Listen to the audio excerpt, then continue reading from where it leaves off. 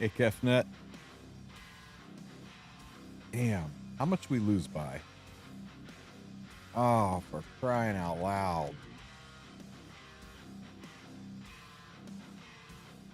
Damn. Oh, well. Hey, Lord.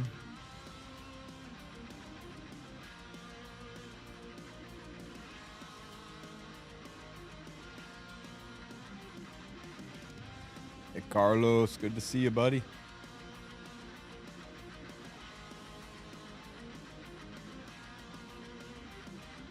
Azriel. Morning, afternoon. I was up until like 4 last night, so I'm still shaking it off. Let me stop there. What's up, Celestial?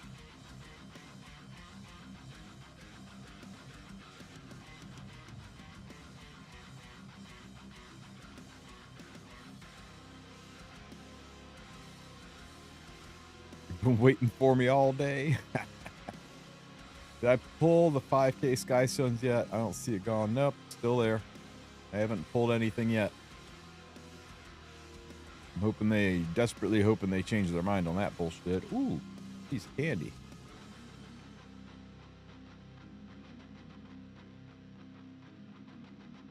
Drink the whiskey Sir is holding. I'd share a drink.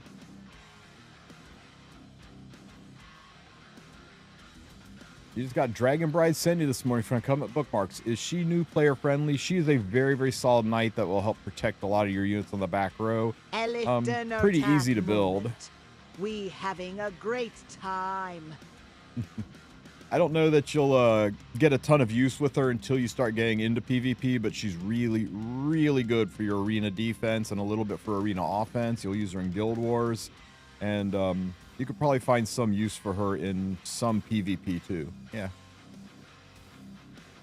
Did they get rid of the new player rune buff? I have no idea. You try to landmine me with their DMCA music.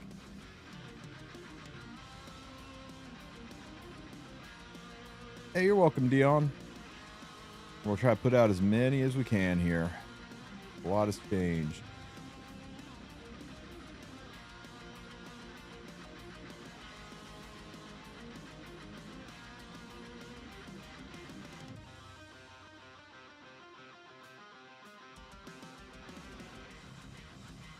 Have you checked the bug RAS animation has with the new rift? What? What new rift? Did something happen while I wasn't looking?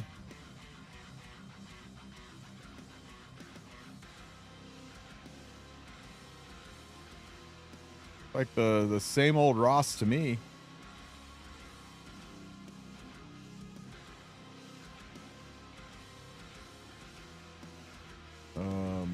Look here. Fixed world, last stage, bug, spoiler. Not gotten to the last stage, so I'm not going to look at it yet. I've been working on chonking out this guide, so yeah. Okay, I haven't yet because I haven't gotten there yet, and I'm not going to spoil it. Let me see. Force Souls. I need to figure out what the average gold per penguin is. And we need to clean out our penguin inventory to get a fresh look at this. So let me see here. It'll be growth ingredients, range, and let's just sell all me penguins.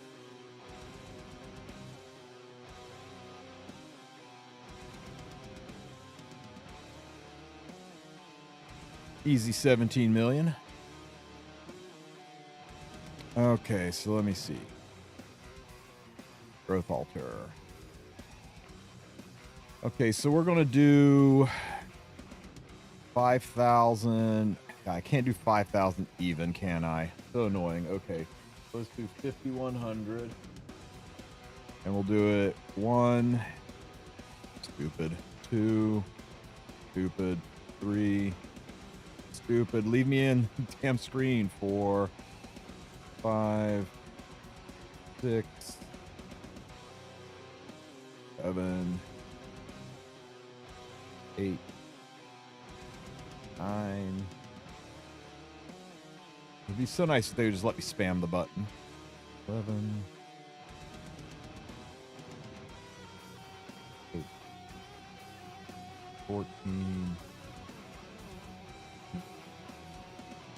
16. 17. 18. 19. 20. That's a decent sample size, so that's 102,000 stigma. So write that down before I lose my shit. 102K.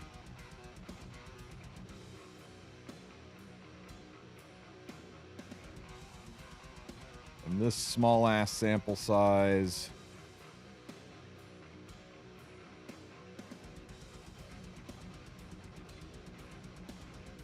$102K penguins is worth 10,728,000 gold. So 10,728,000 divided by 102,000 is roughly 105 gold per penguin. Roughly 105 gold per penguin. How much faster on phone since you can click? Oh yeah, for real. It won't be so bad once everybody sets a macro up for it, because it seems Smilegate wants us to break the TOS to play their game. Okay, so roughly 105 gold per penguin. So let me do the math here. So that is equal to this.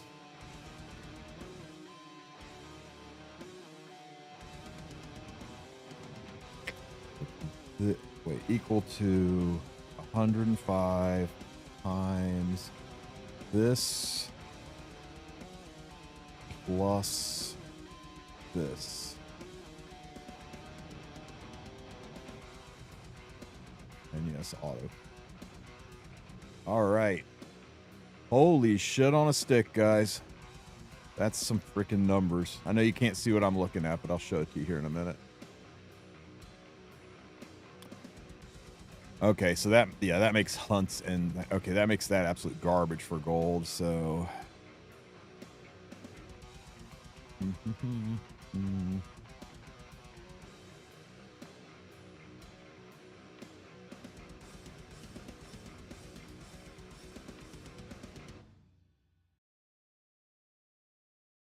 all those are about the same.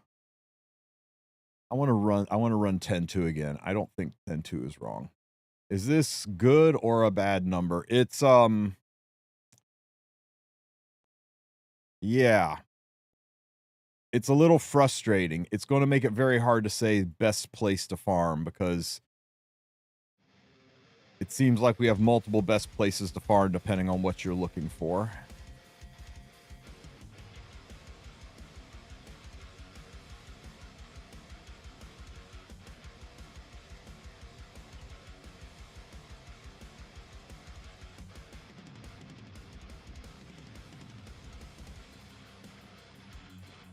I think this should one-shot this phase.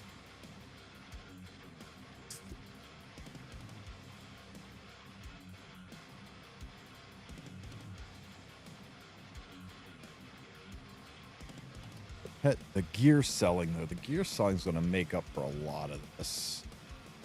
I'll factor that in later. These places are at the top.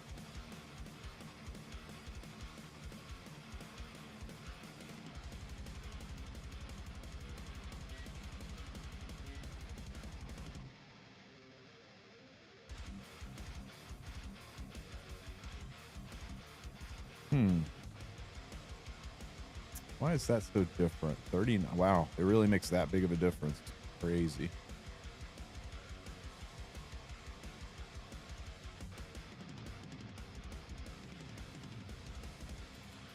Give me 1 second. I'll show you what I've been working on behind the scenes for you guys.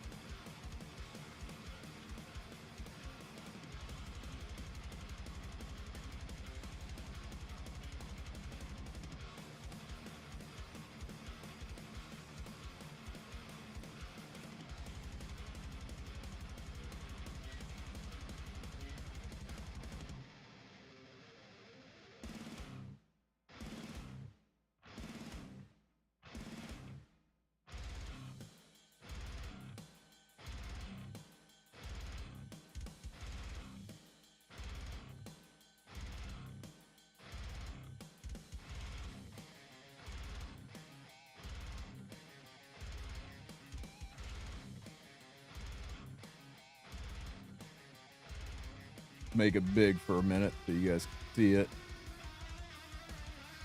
This is the data I've collected so far. So what we've got is above this hard white bar right here is the are all of the farmable stages that people would do for gold, stigma, charms, catalyst, and everything.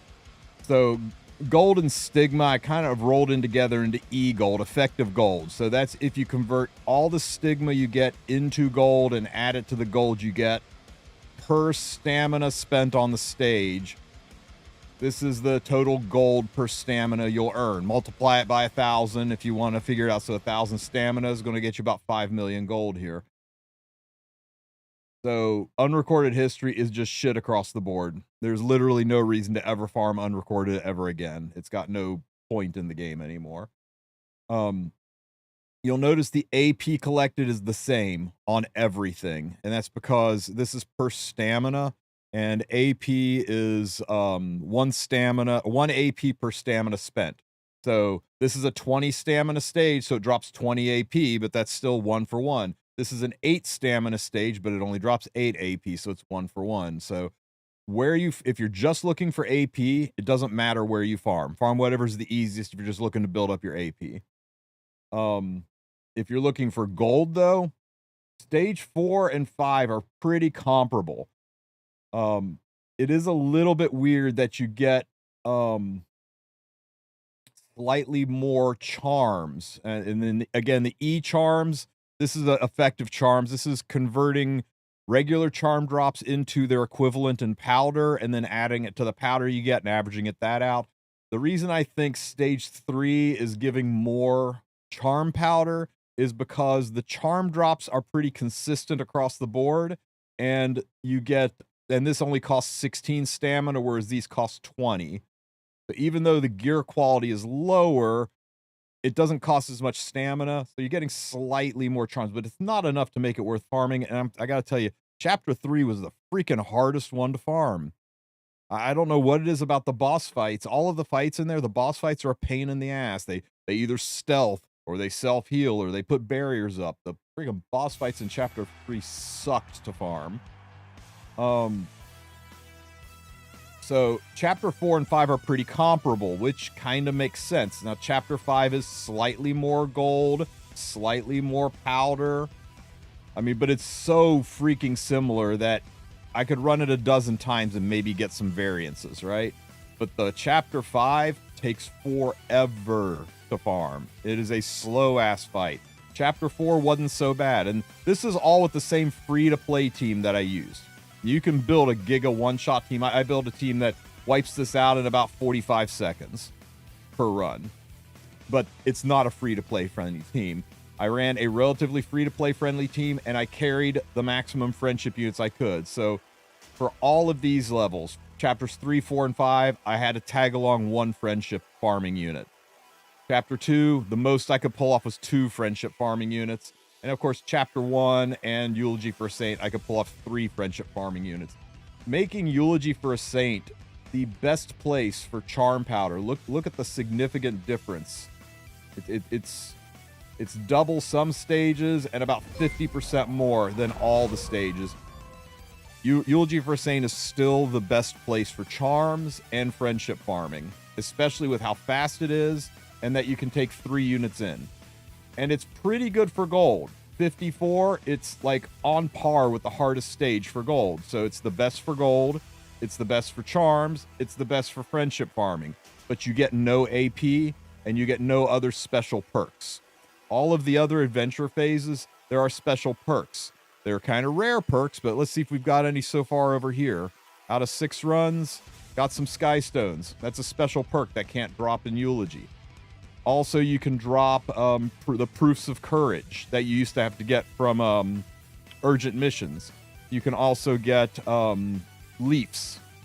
And very, very, very rarely, when you're in the stage, the little gold portal will open up and take you to the Goblin's Treasury Room where there's that gold chest. And in that gold treasure chest, there's tons of different things. But one of the things that can possibly pop out of that chest is a rare art or a rare charm, which is worth a lot, and also a gold gold transmit stone.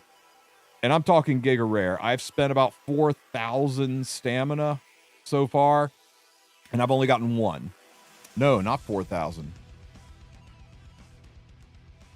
I've probably spent about 8 or 9,000, and I've only gotten one. It does happen, but it's giga freaking rare.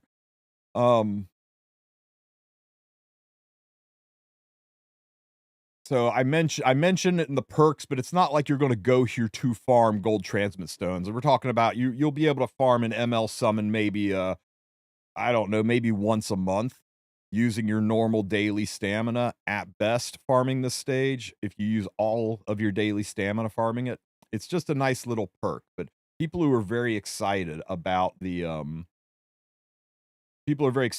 gold transmit stones and thinking I can start farming gold transmit stones. No, you can't. It's rare. It's gonna be like 5-star from your daily summons kind of rare.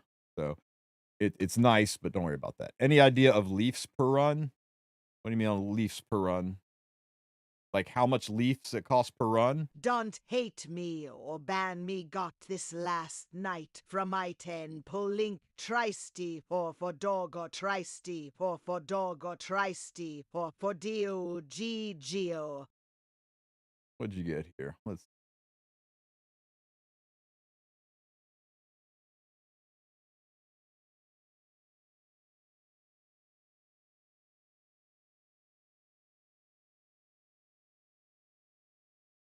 Hey, congrats on winning the game, buddy. That is a shiny new ML Luna.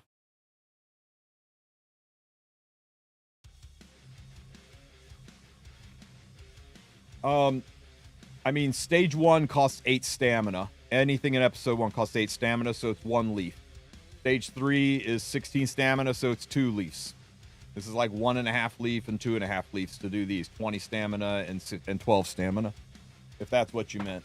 If you mean how many leaves you get on the drop, I think the screenshot I got 3 leaves in that one.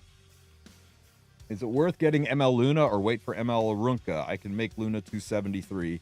If you can't get above like a 285 Luna, I would almost encourage you to go with a slow tanky DP or slow tanky bruiser Luna.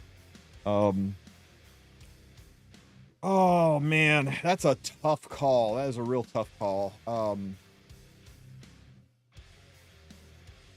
I would go with Luna. I would. There's a really good chance Arunca could be the best unit in the game. She's like, I think she might be Harsetti level broken, but it's all hypothetical, right? It's all theory. We don't really know until she's out and tested, and by then your chance at Luna is gone. We don't really know yet, but we know Luna is fucking amazing, and she's amazing everywhere. And if somebody's going to ask me what they should do, I'm always going to give them the guaranteed answer. I would rather you go, oh man, Arunca was better, but hey, at least I still have the amazing Luna, than to say, I skipped the amazing Luna, and it turns out Arunca was all hype and no substance, and she's terrible. So, I think I would get Luna, buddy. I do. If you can go 270 with immunity, that's good. That's good. If you can't get immunity, if immunity takes you below if you're like, oh, I can do 260 or I can do 280 without immunity, go bruiser. Just run her on immunity at 260 and bruiser her up.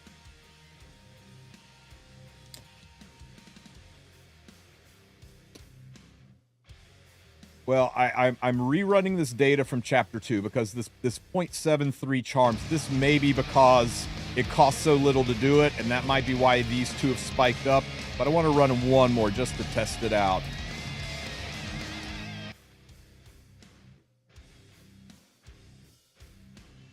Why is none of my shit's working today?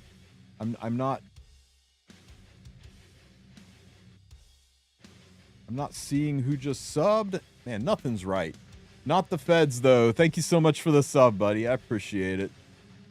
Give me a second. I got to reset this chat thing here. Here we go. Okay, hopefully that fixes that. OBS has been a real what? me shrink this down, and we'll talk. You probably can't see it now, and that's tough, but we'll talk more about it in a minute. But right now, right now, my take on it is, if you just care about gold and stigma and charms, then you farm Eulogy for a Saint. But in doing that, you're giving up AP, and you're giving up those fun little special drops. But you're farming 3 friendship units. So you're friendship farming, and you're rapidly growing your account, and it's fast. But if you want AP and you like the look of those like little extra somethings that can drop too, then it looks like episode 4 and episode 5 are the best value per stamina to farm, and episode 3 and 2 are not terrible. And it really comes down to which one you can farm quickly. The advantage of episode 2 is you can dog walk 2 units. Episodes 3, 4, and 5, you can only dog walk 1 unit, and they are slow. Now, episode 1, you can dog walk 3 units, but the payout is terrible. I mean, if you're interested in dog walking 3 units, you may as well go to Eulogy, unless you also need AP. See what I'm saying about how it's getting a little bit fuzzy? Let me finish getting this data from episode 2, and then I'll break it all down and put it into a video. I also want to see how much gear is selling for. See the glitch last night where people were selling gear for hundreds of thousands of gold instead of like 10,000. That was fun.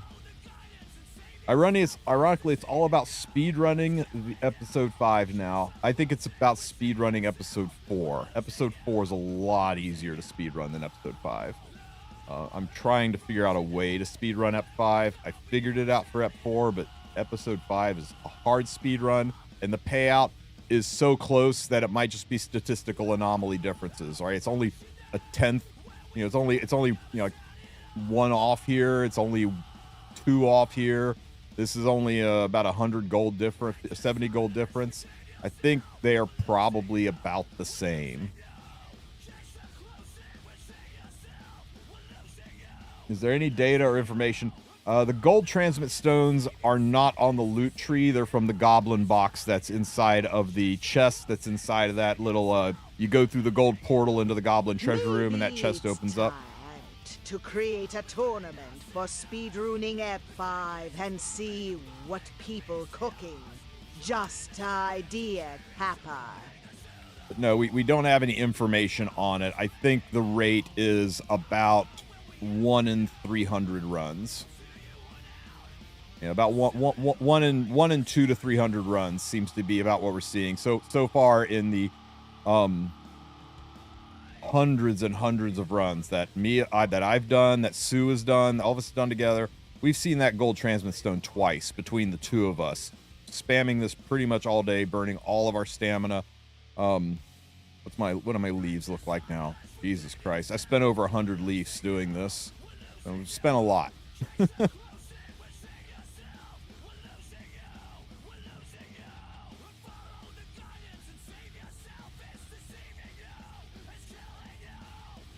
Good evening, Kato. Any idea what the mobile update was for? No. It may have been to patch the store thing, or it may have been just some general bug fixes. They've been fixing things left and right. Yeah, I'm the hat guy from YouTube. Episode 5 or Rift? Rift if you are looking for gear.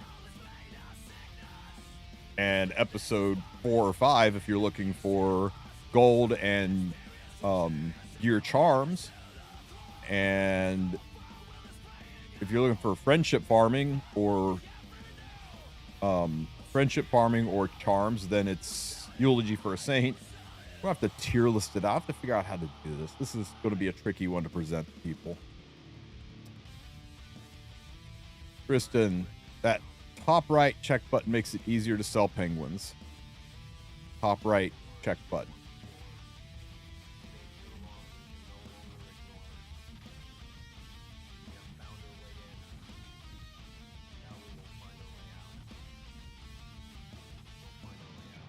Oh, being able to select all of them.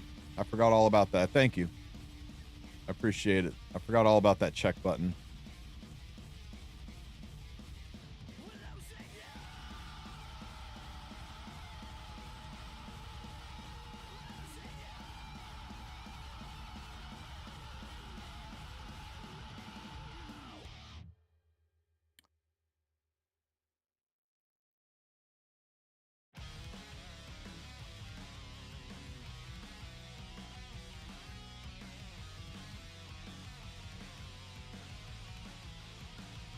Oh, by the way, episode 4 gives the Odin thingy, but only one of the Odin thingies. You have to focus on which Odin thingy you want. Yeah, the one thing we know for sure is that unrecorded history is garbage and nobody should ever farm it. There's nothing redeeming about it. But man, everything about Eulogy is perfect except for no AP. If it wasn't for the loss of AP, I would be hard recommending it. How often do they do the ML hunt thingy a year again? The ML head hunt just once a year. It's in December every year.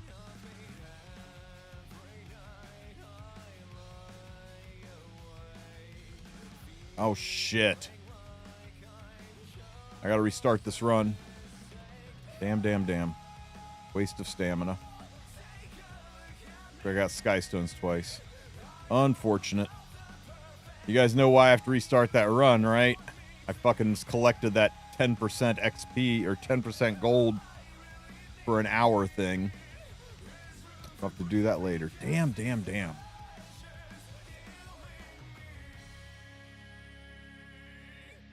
Might just get a Runka then and get Luna. I've gone. Yeah, Luna will be available for the headhunt. There is that. Let me show you how fast you can do this, right? If you build a team specifically for it, you can speed it. But if you do this, then you no longer can 3-man it, and you can no longer friendship farm. So, like this team right here, this team should shit right through it, right? When is the headhunt? December. Sometimes it starts in mid-November, but usually it's through December. They do it across the holidays to make sure people have a reason to log in every day when normally they would be forgetting about games because they're doing holidays, traveling, their work or school schedule is completely run over. So they put that in there just to give people a reason to make sure they log in and don't break the habit of logging into the game.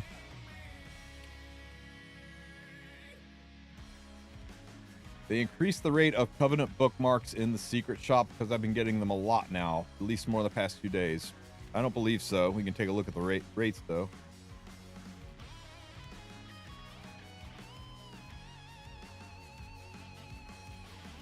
Get them, strays. I think you can do this with Watcher Shuri, too, if you don't have strays. So it's pretty fast. It's not a very fast, or it's not a slow clear. It's a very fast clear, but I'm not friendship farming anything doing this. Now, if you want a free-to-play version, we can drop these two nerds, and we can put in,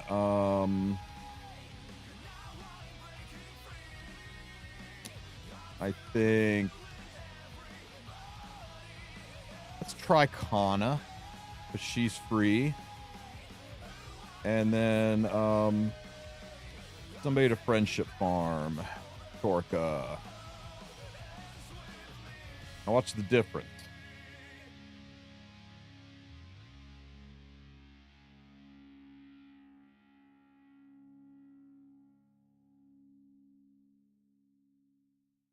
What do I think of emerging Vildred kit with Arby? I mean, running the two together. Trying to keep it free to play with free heroes. Does anyone know how good Victorica is? Her S3 seems really good, but I don't know. She looks like she'll be great in PvE. She might be really good here. I haven't fully built her yet. She doesn't appear to really have any use outside of PvE, though. Definitely not an RTA unit.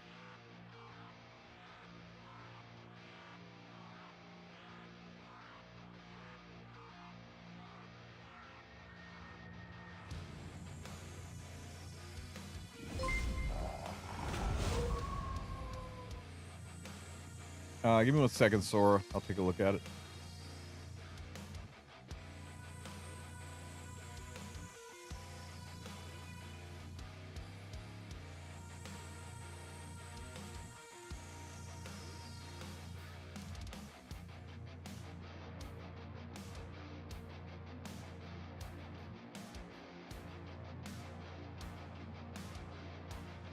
You see what I mean about if you're going to drag a friendship unit along with you, and if you're going to run a free-to-play friendly team, how much slower it is, but you can successfully grind 410, which is the hardest content, with a free-to-play team, do all the stuff, and for the same stamina efficiency, it's just not fast, right? For a buff event, you're not getting a shit ton of runs done in a day, but if you're just background farming, or you don't have a billion leafs to burn through, this is fine, and you just run it in the background.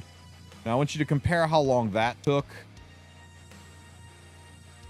to how long episode 5 is going to take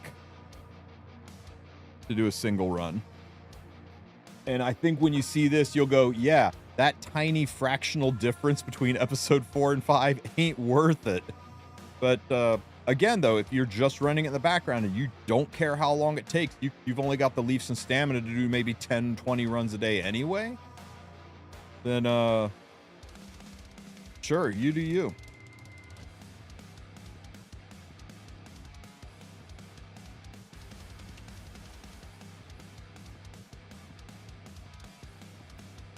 I'm sorry, Sora. I'll check that Orbis guide in a minute.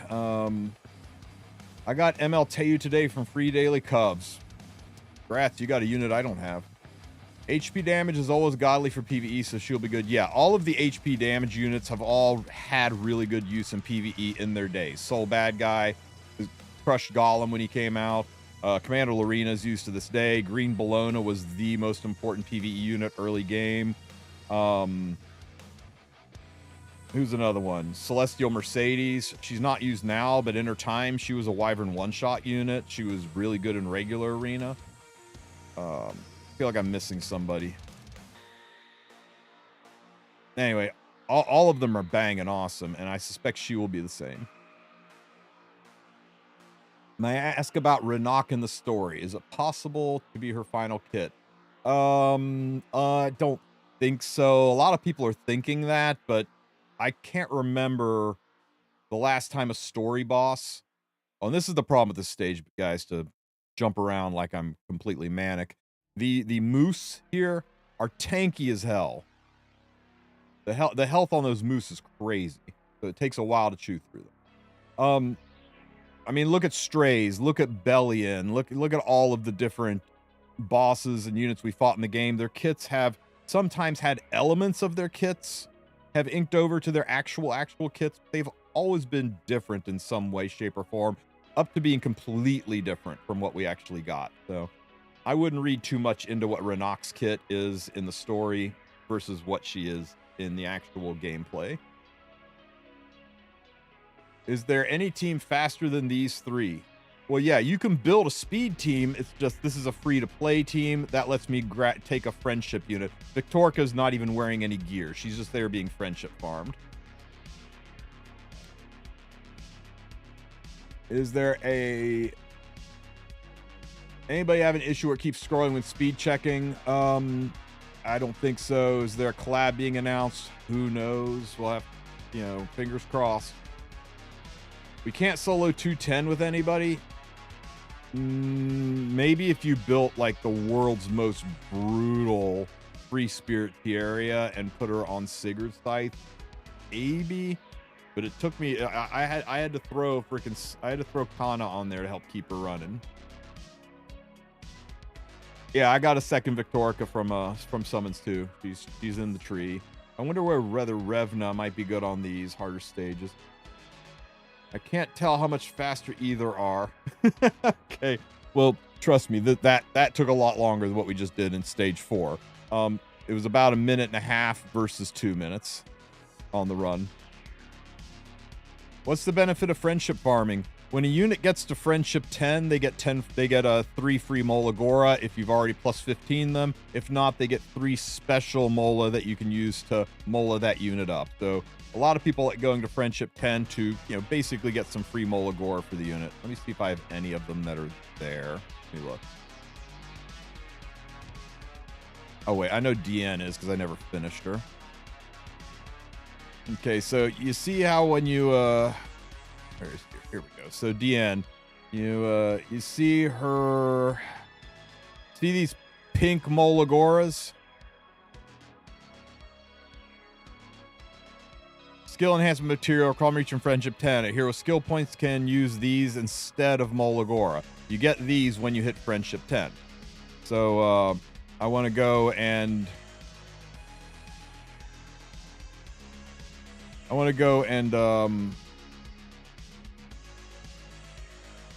fuck's sake, fine, get those. I want to go and level up this skill. It's letting me know that I'll have to use all 3 of these in one real Molagora, because it takes 4 Mola to level up this skill. It's why I've never done it, because I don't need 10% more damage on my DN's S1, and I'm not wasting even 1 Molagora, even though the first 3 are free. So a lot of people try to push units like this to Friendship 10 first so that they can use those Molagoras on skills that matter. And if the unit is already plus 15 and you take it to Friendship 10, as soon as you click on this button, bam, 3 Molagora appears on your account because it pays those. You can't use those Friendship Molas anywhere, so it pays them out. So it's just a nice way to level up the units. And then there are some units that have some special qualities. Not many, but like New Moon Luna, when you get her to Friendship 10, it unlocks a piece of artwork that you can put in your lobby. Where is her artwork?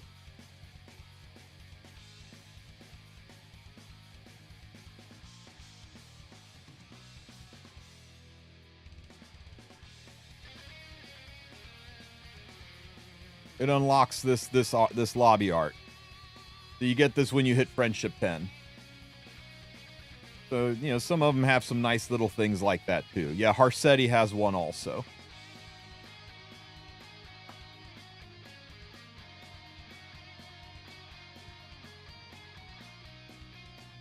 Spooky. Oh, and also it unlocks all of their facial expressions and voice lines and things like that. But, all of that's just cosmetic, right? This is cosmetic. It's all cosmetic. The only functional thing you get out of it is basically the 3 unit-specific Molagora that become 3 generic Molagora if you're already plus 15.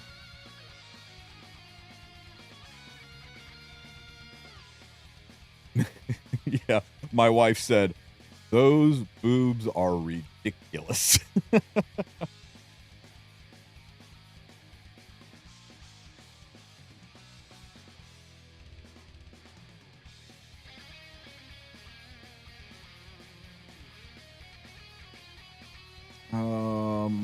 What do let's go check out the rest of the story. Taking a while to get used to this freaking interface, I'm telling you.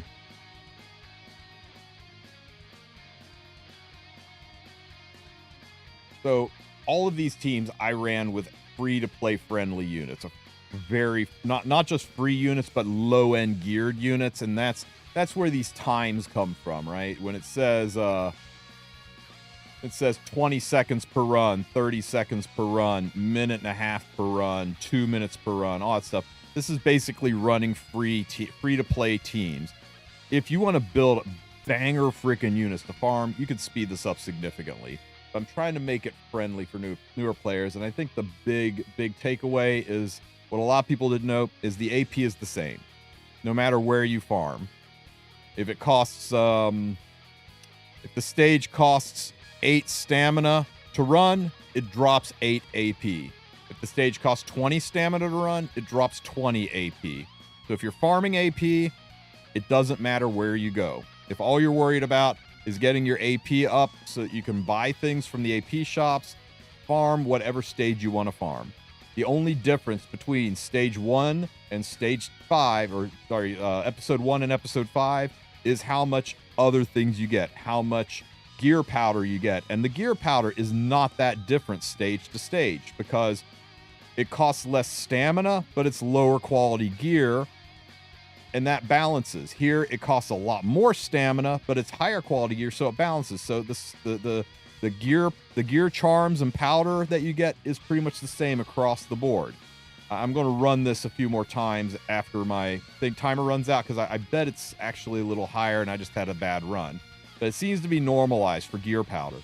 The biggest difference is the gold you get per stamina, because the stigma drop is significantly higher the higher stages you go, and the actual gold you get from farming is significantly higher the higher stages you go. So really the only difference between farming episode 1 and farming episode 5 is a lot more gold, how fast it is, and whether you can take 1, 2, or 3 units to farm. You're getting the same AP and you're getting the same charms. And those are the two main reasons you're farming side story is AP and charms. The gold and friendship farming units, that's just kind of an add me, kind of like a nice bonus, a nice perk from running them. And if you don't really, and if you don't really care about AP, there's no reason to not farm Eulogy. The only benefit that any of the adventure stages have over Eulogy is AP and the special little perk drops, right? The leafs and proof of courage.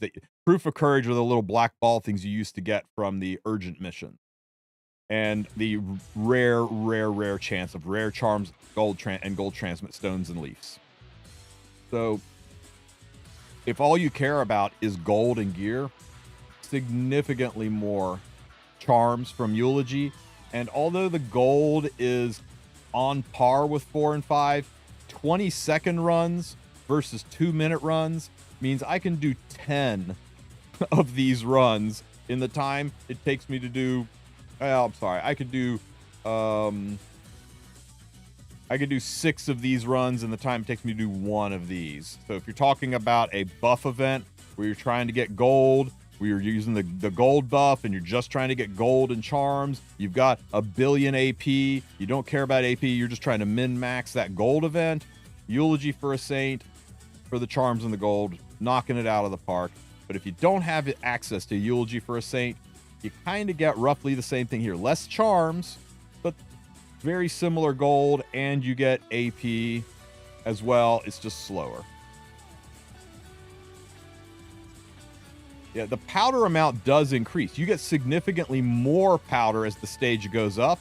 But remember, this stage costs 20 stamina. This stage costs 16 stamina. This stage costs 12 stamina. But even though when you look at the screen, you'll be like, I got so much more gold. I got so much. You can't see the cursor, really? Weird. I thought you'd be able to see that.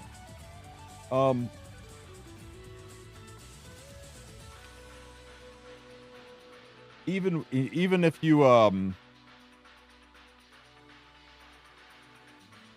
lost my train of thought. The cursor thing killed.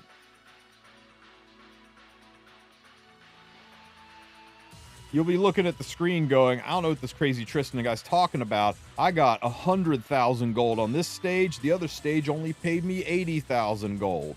Well, yeah, but you paid 20 stamina per run for that 100,000. You paid 16 stamina per run for the 80,000. Do the math. 16 stamina per run at 80,000 is a lot more gold per stamina than 100,000 gold per run at 20 stamina. So that's why I've broken this down into per stamina runs. And I will try to explain that all and have easier to understand charts, cleaner charts. What is Eulogy for a Saint? You click on this button in the corner, you go into side story, you go into Book of Memories, you spend 900 sky stones and you unlock Eulogy for a Saint. And there's one magical reason that makes Eulogy better. And it's a simple one. You ready for it? See it in the upper left-hand corner? 5 stages. For 8 stamina, you get to do 5 stages instead of 8 stamina for 3 stages. So that's 2 extra stages, 2 extra chances for gear to drop, 2 extra chances for Stigma to drop, 2 extra chances for Gold to drop. And that's why it's about 20% more Gold and 20% more Stigma than other comparable stages, because you just get to chew through it faster. But you will notice there's no AP drop, and it doesn't auto sell the gear, so you have the additional hassle of, once all of your runs are done, going and decluttering your inventory by selling the gear. So it does have a nuisance factor to it. Any of what other stages, Maruka? Yes, Ark, I did all of this testing during the Spirit Altar buff, which doesn't impact any of the hunt stages. I made sure I was not running anything but the standard guild buffs. I was not running any purchase buffs, all that kind of stuff. Any of the epic. No, because there aren't any farmable ones yet. But I'm assuming, based on the quality of gear on it, that that there's it's not going to be that impressive. But if you go and look here, at least for Weatherick Moor, there's no repeatable stages. For Chapter 2, there's no repeatable stages. For Chapter 3, no repeatable stages. And Chapter 4, there's no repeatable stages. So, yeah. I don't think there's anything you can farm in Chapter 6, Episode 6, Episode 0, whatever it is.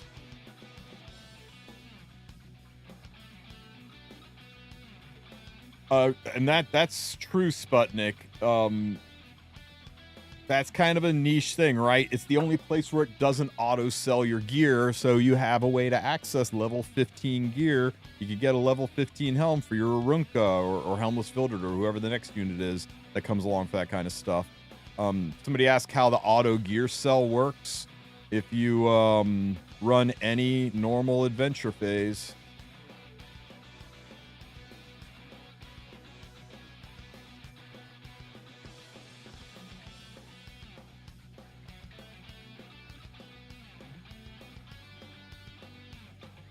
I'll explain it in a second, Primed.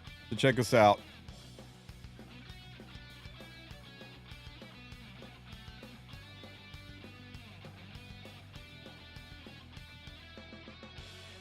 Ammo. Okay, I got Stigma on that run.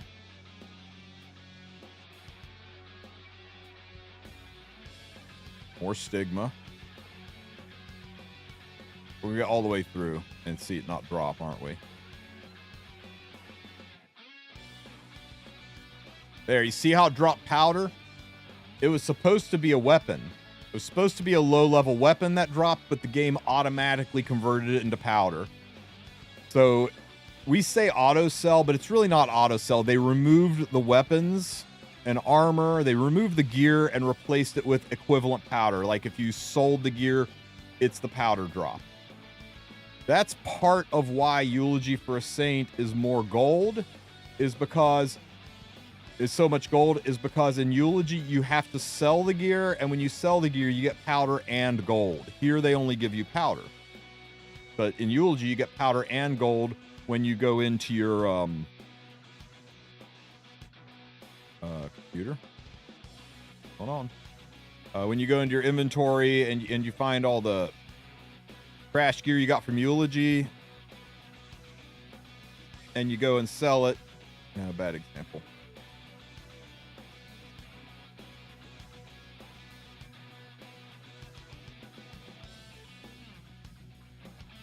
See, I got 127,000 gold from selling those 2 pieces of gear. Wait, what? What?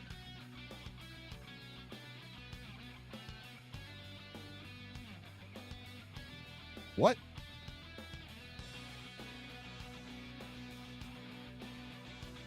What? It's a glitch, right? It's a visual glitch. Hang on. 495,000. 495,000. It's a visual glitch, guys. It's a visual. It's just visual. See? 496,000 gold. This should go well over 500,000 gold. 496 is still 496. It only gave me like a couple hundred gold for it. It's just visual. Don't freak out. That's crazy, though. So, but anyway, you get the gold, like roughly 800 gold, and you get the powder. So that's kind of what's kicking Eulogy up a notch in the gold, is when you sell the gear, you get the gold and the powder. It's not that big of a deal, but every little bit helps, right? And the reason Eulogy is way more powder per run isn't because the gear drops more powder and that selling the gear gives you more powder. It's that because there's 5 stages, that's 5 chances to drop a gear charm instead of 3 chances to drop a gear charm, right? So because you have 20% more chance to drop gear charms, you have 20% more gear charms. That drives this number way up, and that's always what has made Eulogy better for farming charms, is that 5-stage run. I just got Spear of Spirification. Spear of Purification, any good? It has some niche uses. You can put it on units to make them cut when you wouldn't expect. Hey, Monster of Doom, thank you for the sub. People that can't do Eulogy, they need that to fix. People that can't do Eulogy aren't... Also, Witch's EP's more work to farm for Stigma Plus. For Stigma, right now, I would say episode 4 is probably the easiest to farm. Episode 5 pays out slightly more Stigma, ever so slightly more, and is a harder farm. Takes longer. So whichever one you can do successfully. But, episode 3 is really hard to farm.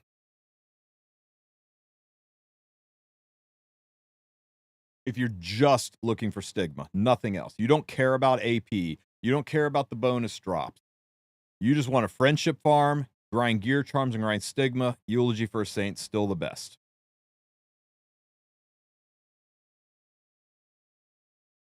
Okay, so somebody was asking why you would want low health on Tori. So let's go do this, right? Let me find a level 27 helm that would work nice on her. Let's see. I think, hang on, what's my Tori wearing currently?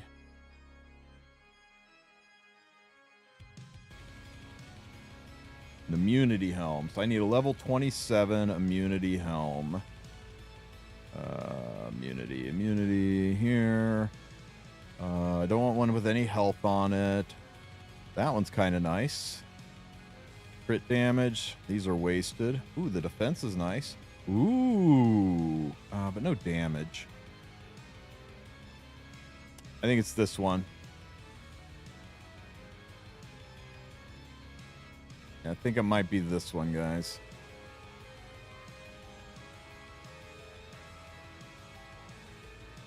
So we'll just try this.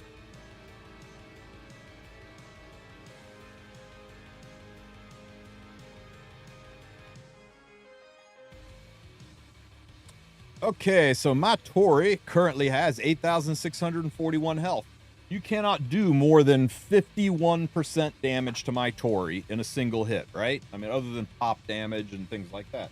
So 8,641. So you basically have to do 4,300 damage. Or I'm sorry, you can't do more than 4,300 damage per hit. What if I have a 10k barrier up? You'll only be able to do 4,300 damage to the barrier, so you're going to have to hit my barrier 3 times before you're starting to chonk into her HP, and then you can kill her off. Well, what if instead I change this to this level 27 helmet? Well, now I have 5,900 health. So now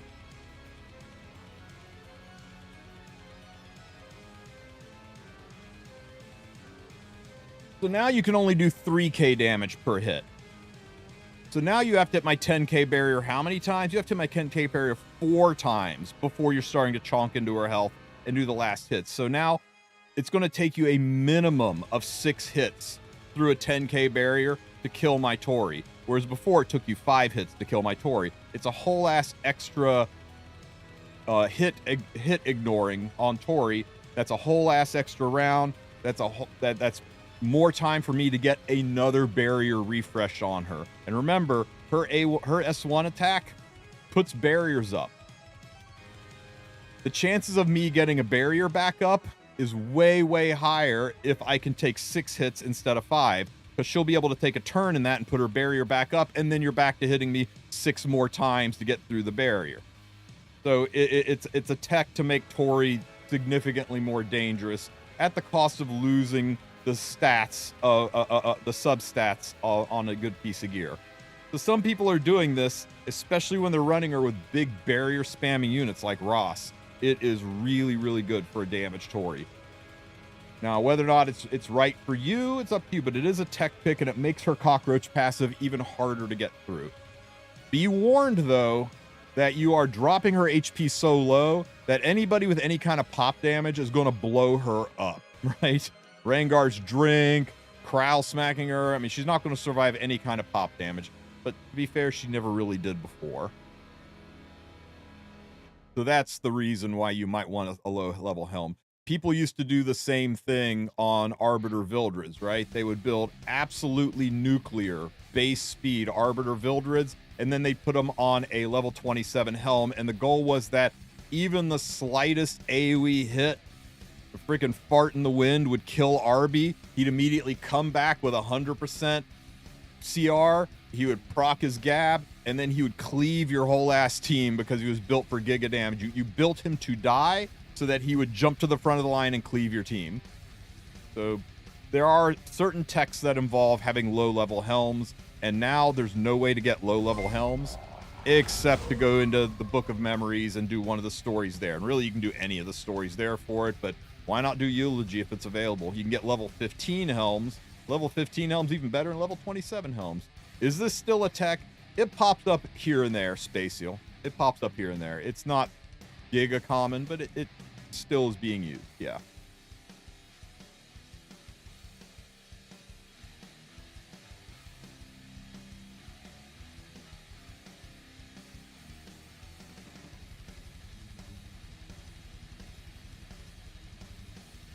You know what is so dumb about Tory? Oh, yeah. Easy. Remember when winter was good? That was a fun 15 minutes.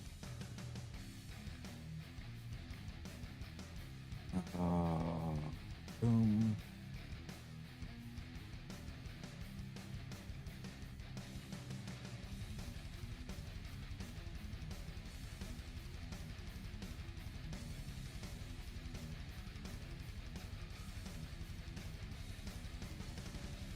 What the deuce? Is he in the storage?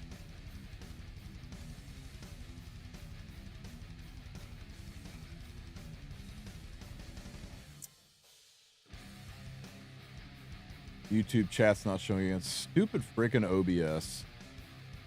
It's showing for me. It's showing in my chat. See, like right down here, I can see the YouTube people.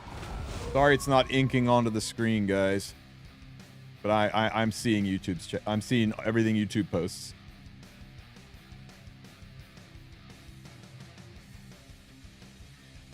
Rift's getting easier as you play. Yeah, Rift gets easier the longer you play. It's kind of got to suffer through the early games. Do you think for a mid-game player, just ignoring gear and speed checking is good? No. There's never a time when ignoring gear and speed checking is good. It's like, this is a gear-driven game. Everybody talks about the units, but it ain't your units, it's your gear. Would climbing RTA as a new player be fun? Define fun. Would taking this rock and repeatedly hitting yourself in the dick with this rock, would you consider that fun? Because if yes, then RTA is for you.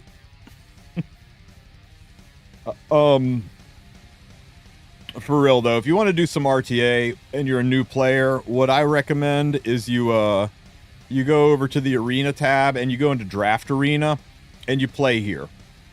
It's the same thing as regular RTA, but everybody has the same units, the same level of gear, so it lets it just be skill on skill, and you can, figure out what the best pick is and learn the unit synergies. You can choose the units. You can click this button down here under stats to be able to see what their stats are to decide which one you want to pick, and then you can select the units, and then he gets a random 3 selection 2 for his first picks.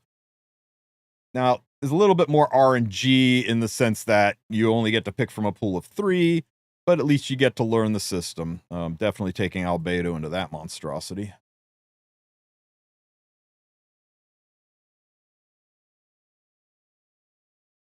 And let's see. Oh my god.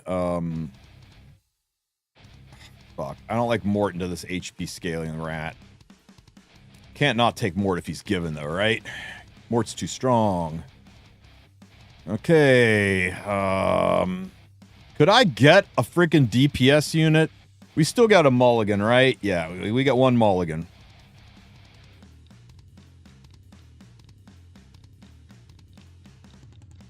Is the Bellion a crit Bellion? I think the Bellion is a crit Bellion.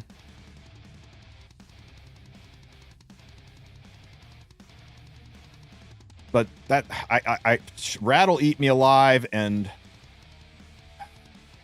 I'm gonna go with Sylvian.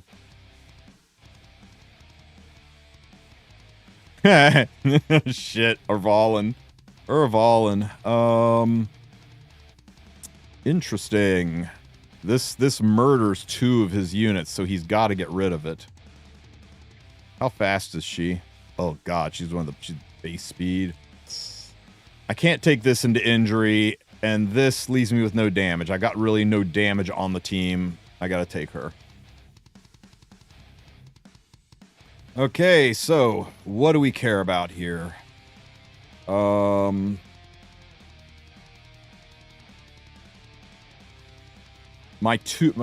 Three of my fucking teams are light. I gotta get rid of this.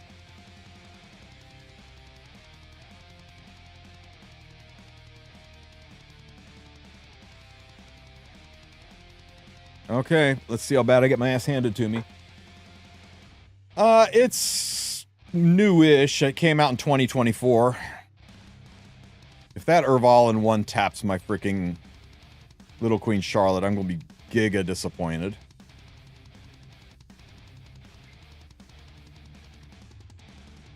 Leave her alone! Oh, you picked the unit you had no chance of killing. Good job. Thanks for that. Ow, why does he think she's the threat? This is crazy.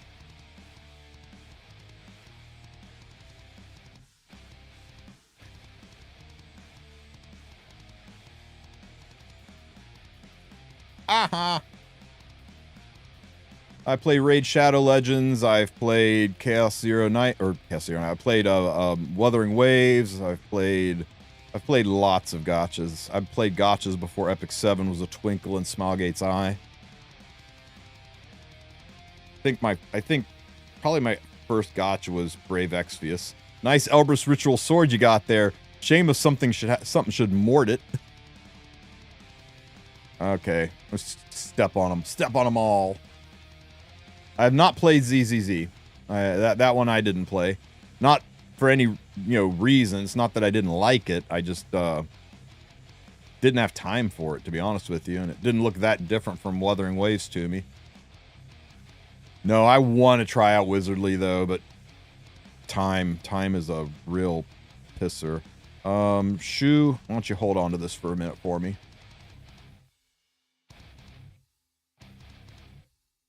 Blammo. Oh, the defense break. Oh my god, you guys ready for this? Break the fourth wall. Break the fourth wall. Hi. Oh my god, look at the damage. 52k damage. This is where he hits the button at the top right of the screen and leaves. So, you can get it. I think people give draft mode a lot of shit, right? Because it's RNG. You can't play all your units. It's just like, here's 3 random units, but it lets you learn the kits. It forces you to learn interactions, to learn how units work with each other. And that helps keep you from getting draft brained, right? How many times you've been drafting an RTA and you're like, fuck, who do I pick now? He took the unit I was going to take and now I don't know what to do. And the clock's the timer's going down and I'm going to run out of time. Doing this kind of stuff trains the brain to understand unit interactions, unit synergies, and help you figure out what to do.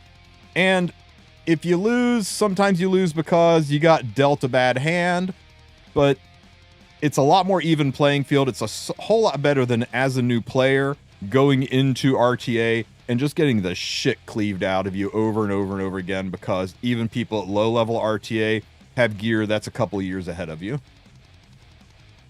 So I think if you enjoy this, play it until you stop enjoying this. Play it until you're like, I really understand. When the 3 cards pick up, I know how these units interact with my units, how they counter his units, the things they do, the tricks they have, and spend time here learning the game. And play RTA if you want to play it. Just understand that it is a whale's world. RTA is not free to play friendly, and it is not fun if you don't have a really good account, because losing isn't fun, and you will lose probably 70% of your fights as a new player. And, there's something to be said for, nobody gets better winning all the time. Yeah, you can take the Super Saiyan approach to life, but still, it eventually kind of beats down your morale to a point where, you got to have some wins mixed in there with the school of hard knock losses, right?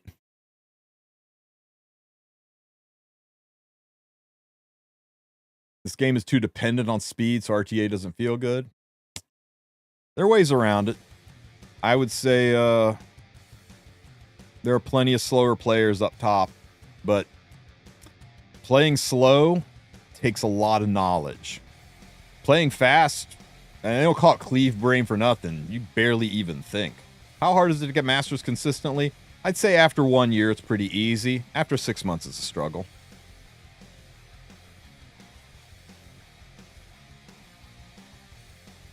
Slow is not 290 to 300. Shit.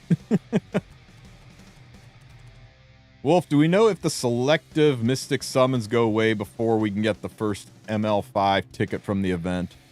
I think we have some data on that. Let me find it here.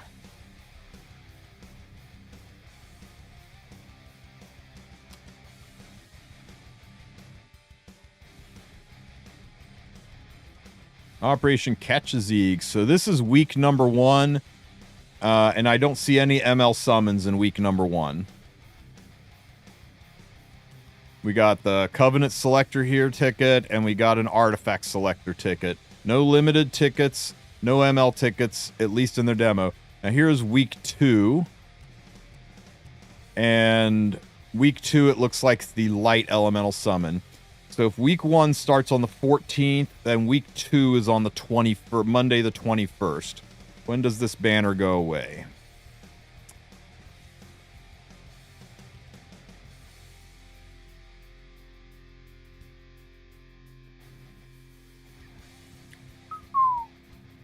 You could do the light. You could do the light. You will have about 2 or 3 days to do the light elemental summon. Okay? Monday, Tuesday, and then Wednesday, you can use this, and then Wednesday night, this goes away and turns into a Runka. So it's only like a 3-day window. But if you're looking for a light unit, now if you're looking for a dark unit, you're SOL. Because it looks like the dark unit, let's see here. Show me week 3.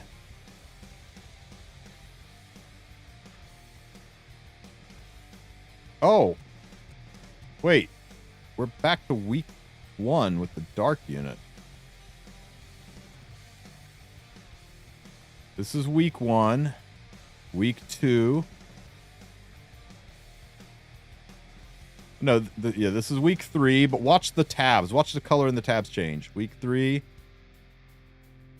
Oh no, this is week 4. This is week 4. The tab changed this one. So it looks like the dark summon is not till week 4.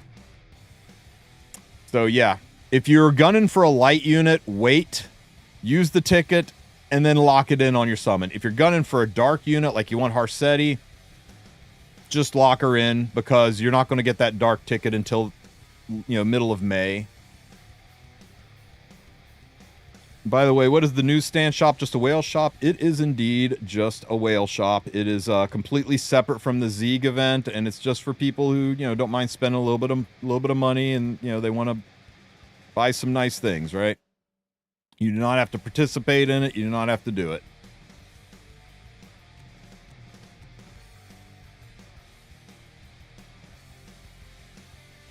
Are we getting an ML selector? We are not. There is no such thing as an ML selector. If you don't have speed gear, should I just pull for should I pull for ML Luna or Harsetti? What would you like to have right now? Some pizza or some ice cream? Because they're very, very different, and they're both fucking amazing. You want to play slow? You wanna give people fits in Guild Wars and Arena? You like playing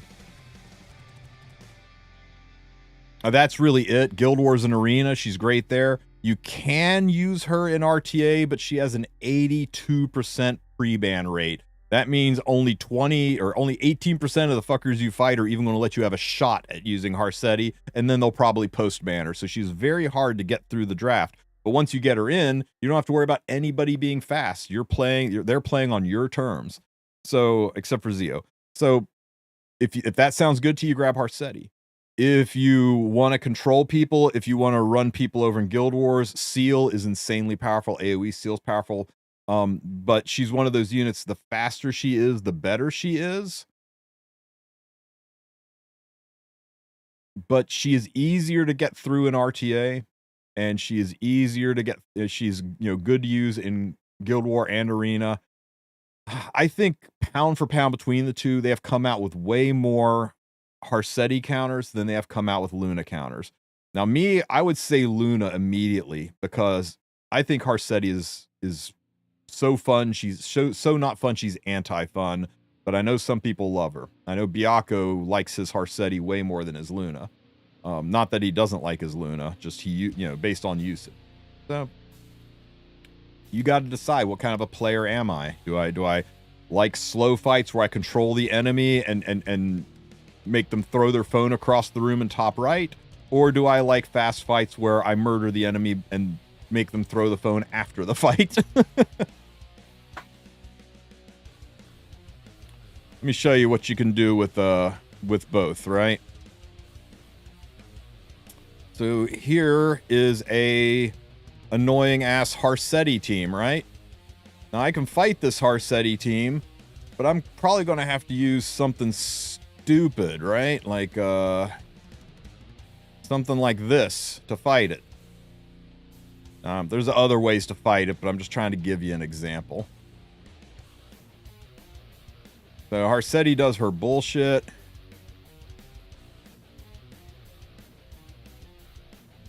Now everybody's stunned and everything, so I can use this to go ahead and cleanse it up.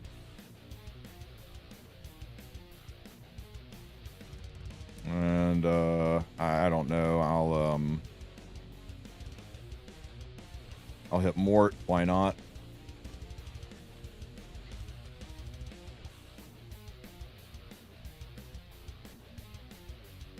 And schmack. Mort's gonna step on me. Is Emma Luna worth a pity? Now they done went and pissed off my Senya. Injure up this Mort a little bit. What story stages can drop leaves and skystones now? Any of them that have gold treasure chests on them. So, like all of them. It's just an RNG loot table drop. Okay, that tickled. Mort, you do not need to have an HP buff or a healing buff. Burn, get a little more injury on the guy. Oh my god, I'm stunned. Freaking Harsetti.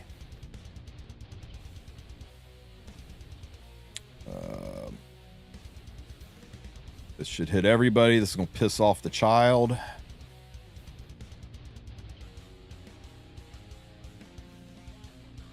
Freaking holy sacrifice. Don't throw bread at me now. Ow. Pop. Stupid Mort's back.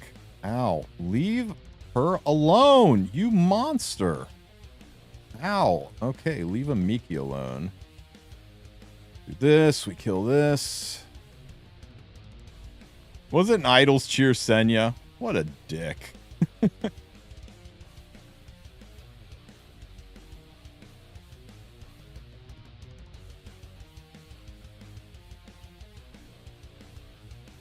Okay, child. I'm not trapped in here with you. You're trapped in here with me.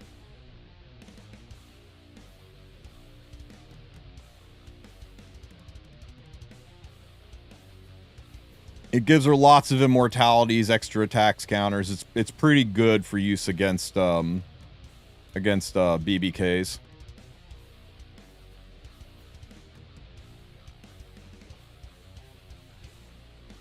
You do not get to have that heal. Or maybe you do.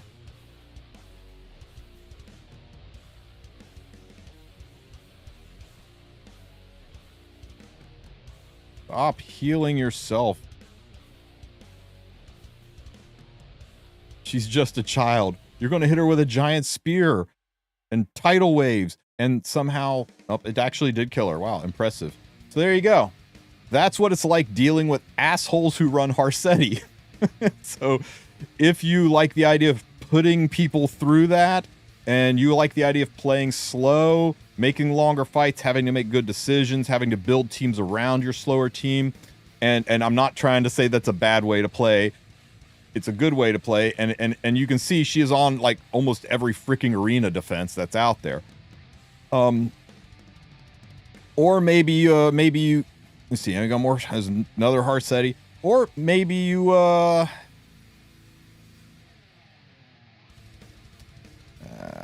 they all have freaking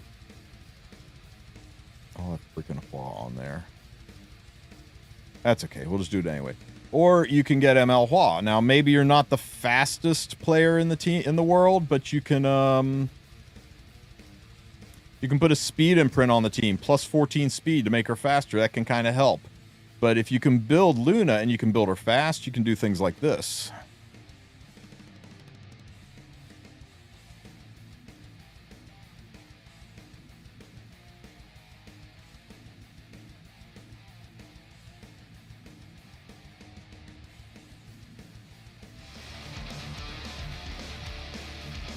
Hey, Atsuma, thank you for the sub.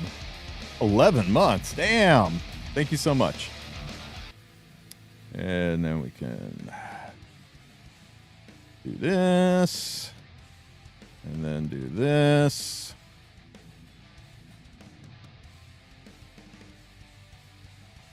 Pew, pew, pew.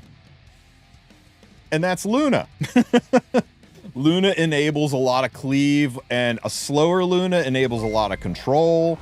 So, but playing fast requires better gear. Playing slow requires better brain. So how smart are you? How good are you at drafting? How much you want to learn about unit interactions? How much time are you going to take to tune your units together, so even though they're slow, you know they always go in the right order. You know that when you pick this unit, it needs an attack buffer. You know that who all your host of attack buffers are that are faster than that unit, so they can attack buff it before it goes. You know what the unit interactions are. Those kind of players can play slow, and those kind of players are like KHM. Fucking brilliant. He has forgotten more about RTA than I'll ever know. It doesn't take a lot of brain to know, go first, push button, enemy dead. So, but it does take really good gear. So that's kind of your two options. Unfortunately, the easy option is the hardest to build option. And the easiest to build option is the one that's going to require you to learn the most about the game. And that's one of the innate hurdles that makes it tough to get into RTA for players is they are forced into the I don't have the best gear option, and they have to compensate by being smarter. And not knowing and understanding unit interactions, that can be a problem. And that's what's nice about Arena and Guild Wars. They're kind of training camps. They're kind of boot camps for learning unit interaction, especially draft mode. And draft mode is the best boot camp for learning unit interactions. I mean, outside of just being in a chat room with somebody and having them advise you and tell you why they should do it. And, oh, what do you think you should pick here? Oh, I think I should pick this. Like, that's not bad, but what do you think about this unit because it does this? Oh, that's a great idea. And that's coaching, and that's how you get better.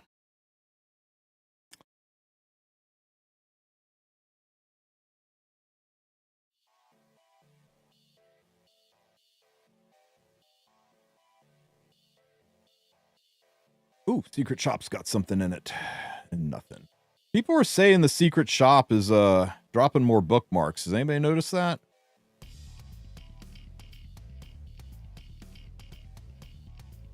Isn't it great that we can't see all the items on one page and we have to scroll? I love that. That's the best part about this game.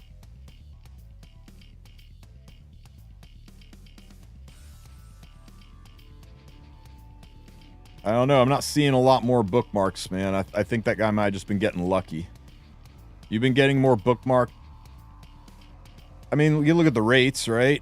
They're all the way at the bottom.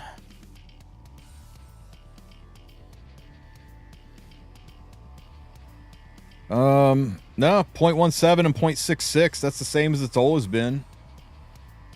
So if it's borked, it's different than the advertised rates. Okay, well, I'll spin the shop a bit later today and see. I'm not going to bore you guys with shop rotations. I need to burn through all this gold I got and turn this into like 7,000 sky stones so I can have enough for Arunco when she comes out, because I'm almost there. I did a season, got the same result always. What gambit is the best part of gotcha? What gambit is best part of gotcha is not boring. What? Tristen, are all the hunts the best place to hunt for bookmarks? Hunts are the only place that drops mystics, to my knowledge. I think I've not seen any yet, but the gold goblin treasure room, I believe it pops out bookmarks. But yeah, hunts are the only place that drops mystics. Not a lot, but kind of all that do. I have 130 summons worth of bookmarks. I'm not sure what I'm saving it for.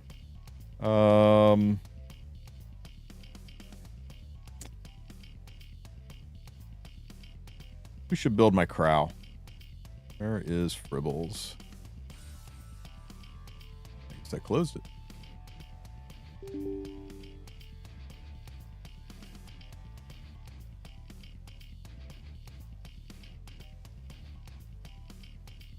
Yeah, guys, if you haven't, make sure you go into the labyrinth here and get your stuff. There's lots of free stuff. They added treasure chests to just about every floor. So start on each one and go check. Just check your map. Oh, shit. Turn off auto before you fight something. Oof, that was close. Check your map. There, you see the gray spot? I haven't gotten this treasure chest yet. So let's go over there and get myself a treasure chest. It's a free leaf. We're just popping my head in. Now make sure you leave. Make sure you actually leave, or you don't keep what's in the chest. Because the chest you get on the drop when you leave. So you actually have to leave. But it's free. So why don't you do it? What you going to get? Okay, you got some garbage gear. It's 78 gear. Killing me, game. Killing me.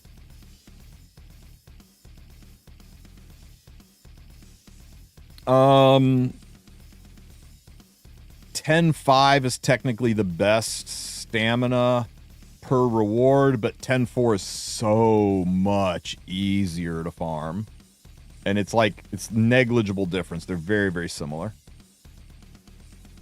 Ooh, piece of candy. Hey, let's go summon us an ice crow to put into our fire crow. Right? Surely.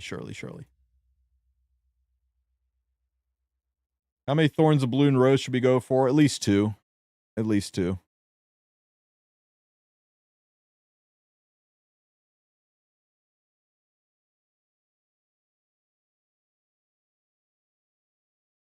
How is what compared to what we've had recently, Sphinx?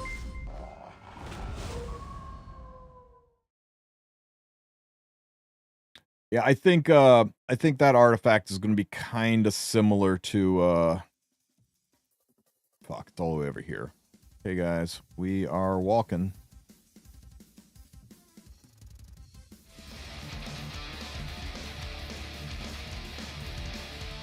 I think it's kind of comparable to Sweet Miracle with how many you want. Not in power level, but just in the quantity you probably want.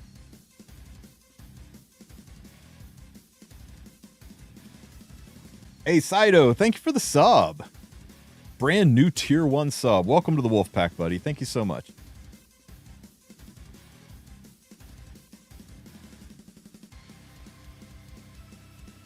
Yeah, it is kind of stupid to have lab morale when you can just go in and is free as much as you want. It really kind of is weird, right?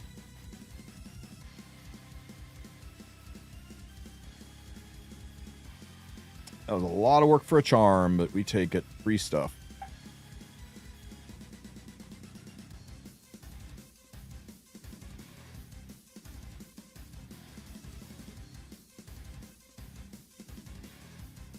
Let me see. Hey, Tristen, can I just fully imprint the artifact we got from the Laya side story?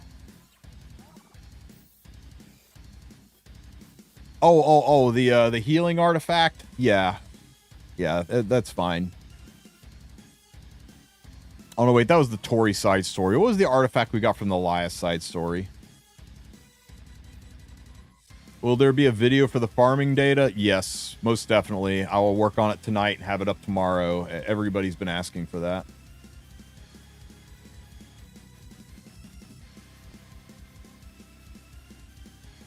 I have a helmet that after reforge is 21 speed. I have no idea where this came from. Gift from the gods, Saito. Gift from the gods. Empyrean Ilanov or Zeo? God damn, that's a hard one. I think it's going to be Zeo. Ilanov is giga strong, but she is the most likely to get power crept, and I don't think anything's going to ever power creep Zeo for what he brings to the game. But man, I mean...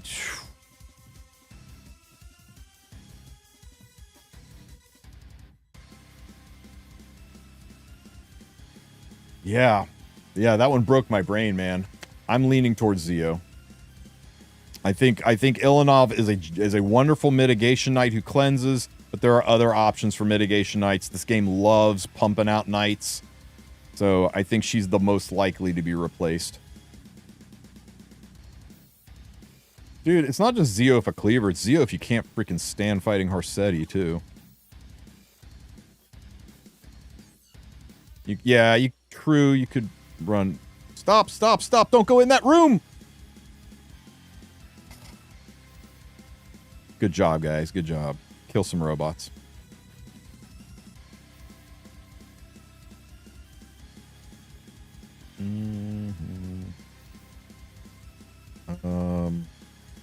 Oh, I already got the chest here. All of that, and I already got this one. Crazy.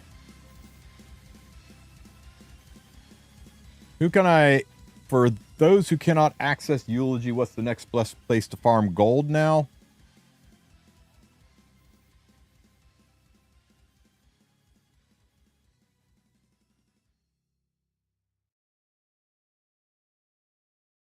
$4.10 or $5.10? $4.10 or $5.10. I've also got to do some calculations on Hunt, right? Hunt is terrible gold because there's practically no Stigma drop, but you do get a lot of shit gear to sell, and I got to average what gold you would get from selling shit gear and how that factors in to see what the true gold level would be. In fact, let me do that real quick. Because I got quick battles, so I can estimate that, right? Okay, any new chest in the great... Stop running, stop running. You almost ran right into that pile of rubble. Crazy kids. Let's see. Treasure chest up here. Okay, looks like I got the chests here, so we'll just leave.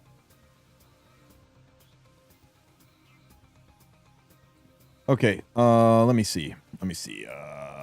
Battles. Hunts.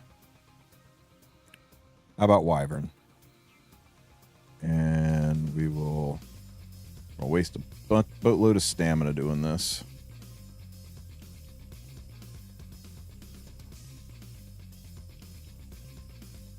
I can't test it today because there's a 50% chance to... Well, no, wait, that's hunt mats, not gear. Battle gold, I don't care about that. And it's only additional equipment chance drop in Rift, not here. Okay, so I can safely do it. We're just testing gear dropping. Let's see. Hunt. Wyvern. Here. Okay, so this is 10 fights.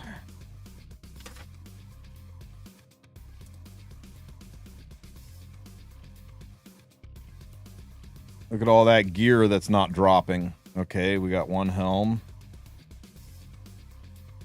Helm and a sword. Okay. The blue helm was the first one, right?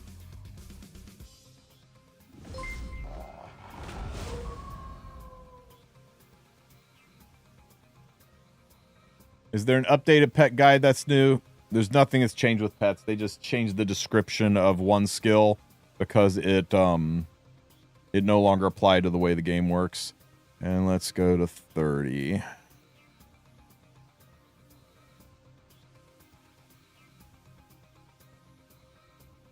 No more urgent missions. Proof of Courage is now a random drop. It drops at a rate that's very, very similar to how often urgent missions proc. So you aren't really missing out on Proof of Courage, just farm adventure. Okay, so that was 30 runs. And let's see, we arranged by new, and the hit set helm was the first one. So let's see, arrange. This we would sell, all of these we would sell. That was the first one. Those we would sell, this we would speed check and probably sell. Let's just assume everything is trash. Let's give it the max benefit of the doubt. That is an additional 148,045. 148,045. And an additional 10, 20, 30, 40, 55 powder. And that was from 30 runs at...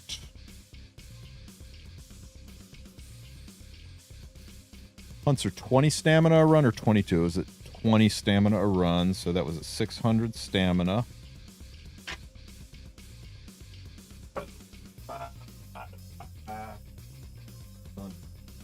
So we get an additional 0.9.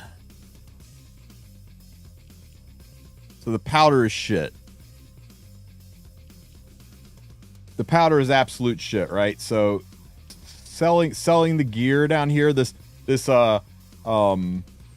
E charms per stamina column, where we got 7.4 and 7.8 and all that kind of stuff.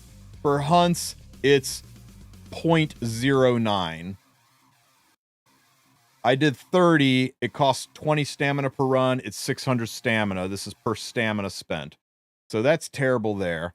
The gold, we got an additional 148,040. We got an additional 246 gold. So that takes us up to 2,000 gold.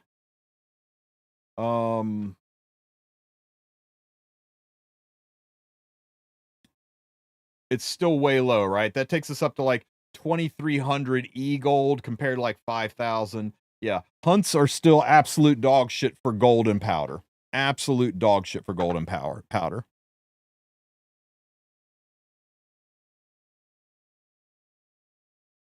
I did 3 10x. I did 3 quick battles. 3 10x quick battles. So I did a run of 30 real quick.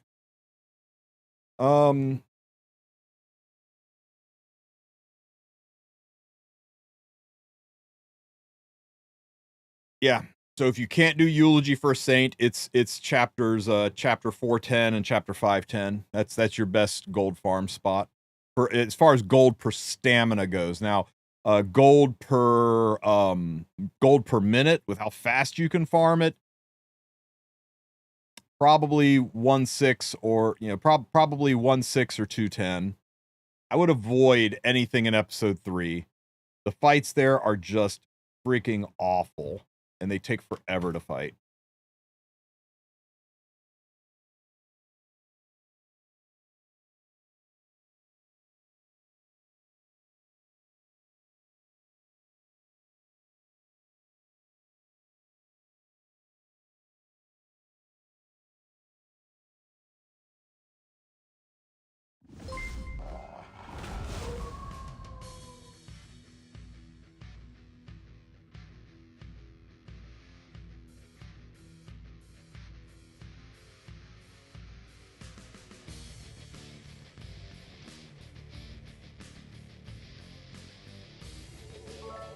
Money.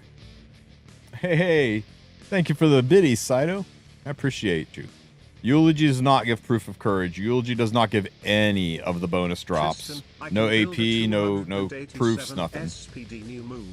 Is that worth it to start properly getting into PvP? Also, what other stats does she need?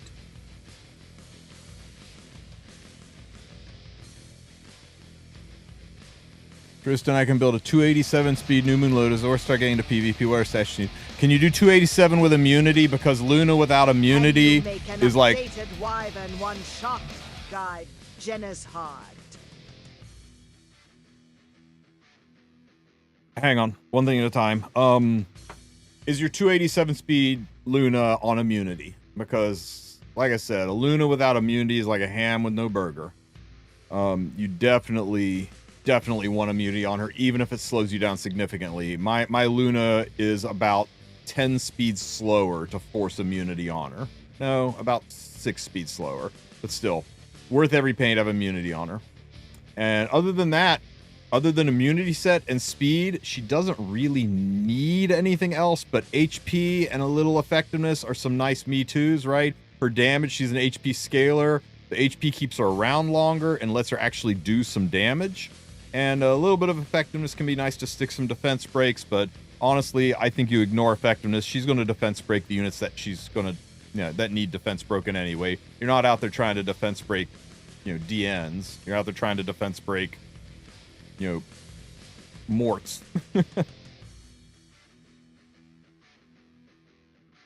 So here's. Should we build a second Luna? Let's build a second Luna.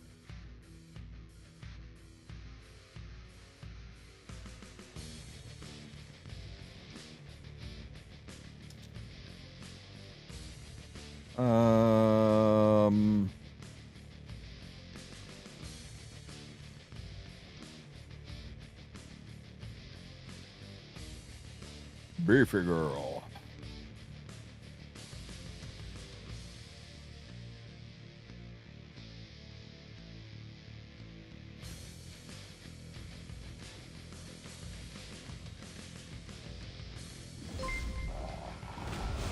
Oh.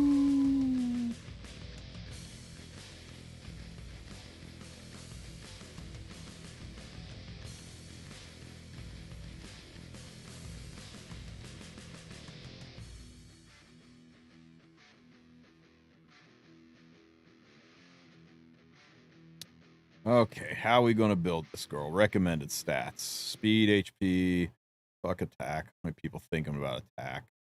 Yeah, sure. It's not bad. That's not bad, right? Can I make her beefier?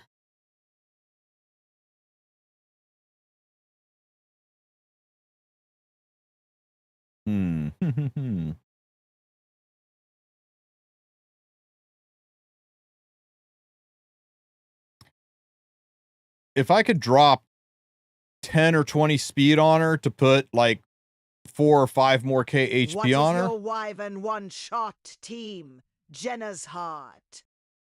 What is my Wyvern one-shot team? My Wyvern one-shot team is 100% success rate monstrosity. So anyway, yes, I could, I could use that Luna, the one that I just showed, the 277 speed one. Not giga fast, but you just have to know where you take her, right? I go into arena, and I know I'm 277 speed, and that I'm maybe 287, 290 speed with what's her name, Wanderer Silk on the team. I know that if I go into this team, I'm probably not going first, and I'm probably going to lose, and I'm going to have to deal with that.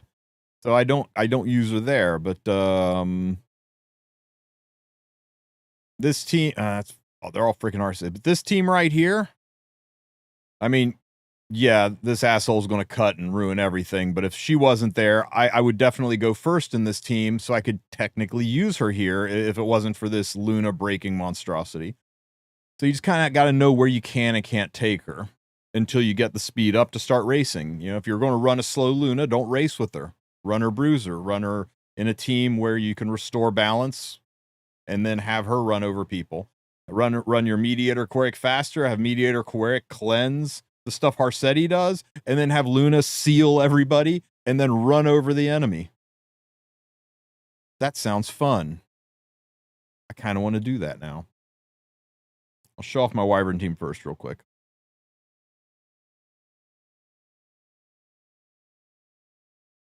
This is the hardest to build top-end Wyvern team in the game. Best Wyvern team out there. And I'm probably going to have to change it because I really want to start using Ross with Tori, and you can't use this Ross with Tori. So the fastest unit on the team, and she needs to be slow. So I made a second Conqueror Lilius. I slowed her down. She's got to be below 220 speed or the run bricks. And that's all that matters. She's below 220 speed, and she's carrying an artifact that helps boost damage. That's it. Then the second fastest unit is tied for Rem and Ross. It doesn't matter which one goes first. Either of them can go first.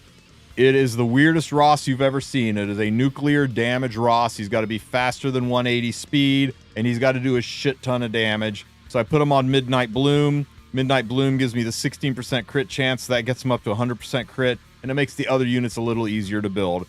He's literally here just to damage the front mobs enough that Rem can kill them. And no, there isn't a replacement for Rem on this team. Not this team. And it's just a thermonuclear Rem, right? Destruction Torrent. Again, 85% to hit, plus the 16 from Midnight Bloom, so she's at 100% crit chance. She's strong enough that she wipes out the mobs entirely before any of the stage 1 gets to take a turn.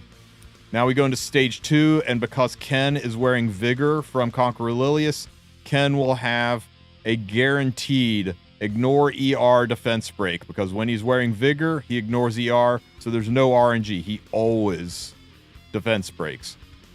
Ken needs to be tanky enough to take 3 hits, but not so tanky that he doesn't get hurt enough that Durandal procs, because you want his health to be 75% or lower. So you need the first hit to do 25% damage, but not more than 33% damage or he'll die. So you got to find that magic Goldilocks window between 25 and 33%, which is tough when you're accounting for crits. And the team works like this.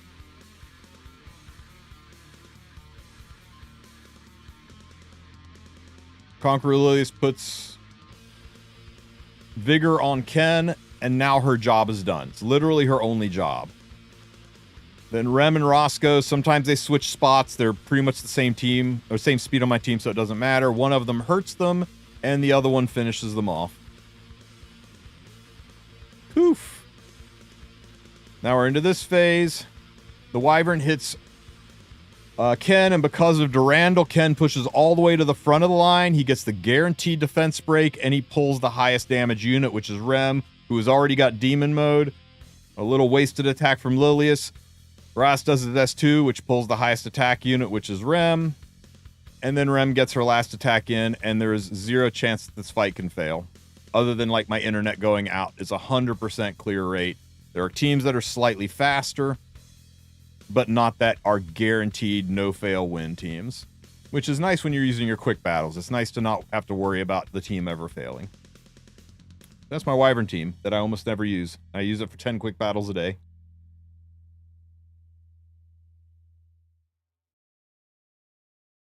Now, there are plenty of one-shot teams out there. Not 20. We get the extra 10 quick battle. Oh no, I don't buy the monthly packs. Other than recently, I don't spend in this game. I very, very rarely spend money here. What was my old Wyvern team? I'm gonna have to do a new Wyvern video. People keep asking me for hunt stuff. A lot of new players in, so I should do a hey, I'm new all the way through. I just want to murder it fast Wyvern team. Find something to get people away from Rem since she's never coming back. My Banshee team? You like my Banshee team? Let's see. Who do we need to friendship farm? We need to friendship farm Victorica. And where's my Crow? Is my Crow still in the waiting room?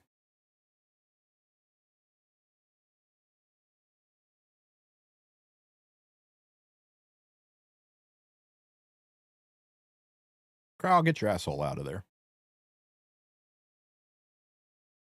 Do I have any ice Crows? Ice Crows, ice. Here's ice. Ice. Damn it, no ice.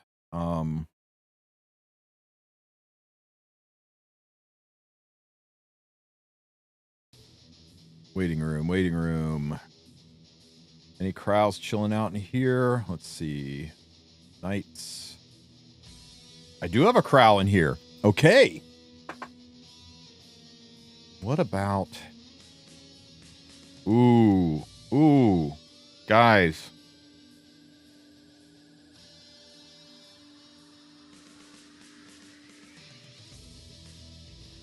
Do I do it? But I've already got one. He's right here. I've already got one right here.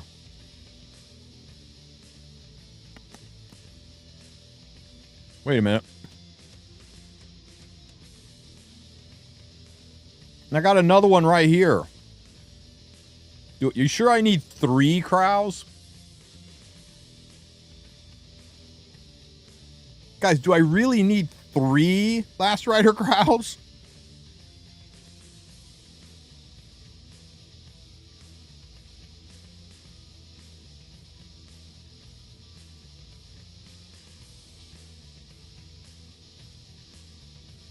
The question is, do I want 2 Guard Captain Crows? Man, I barely use my protection set 1. Am I really going to use the lifesteal set 1? I built a lifesteal set 1. It was a fun meme, but it wasn't all it was cracked up to be.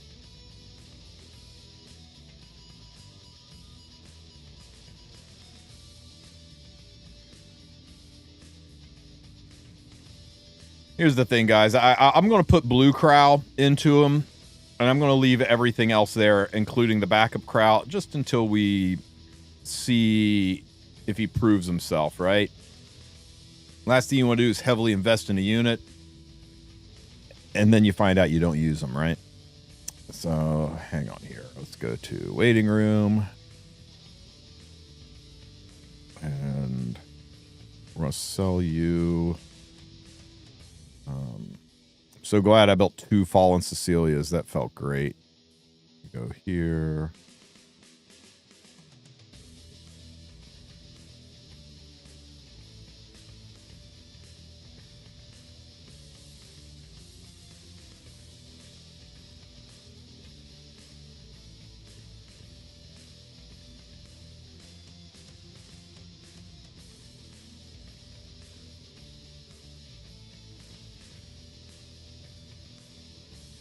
There's really no way to get monsters anymore, right?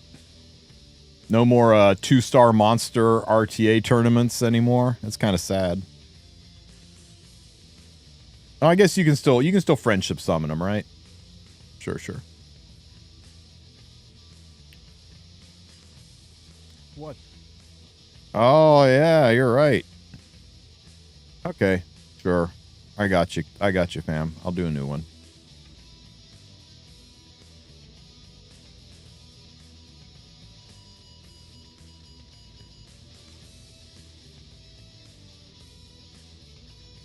Ice Crowl's only B imprint, though, guys. Oh, yeah, Secret Shop. Good point, good point.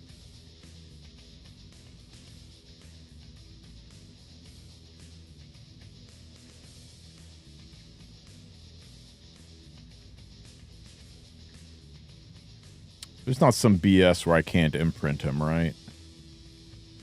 Okay, good.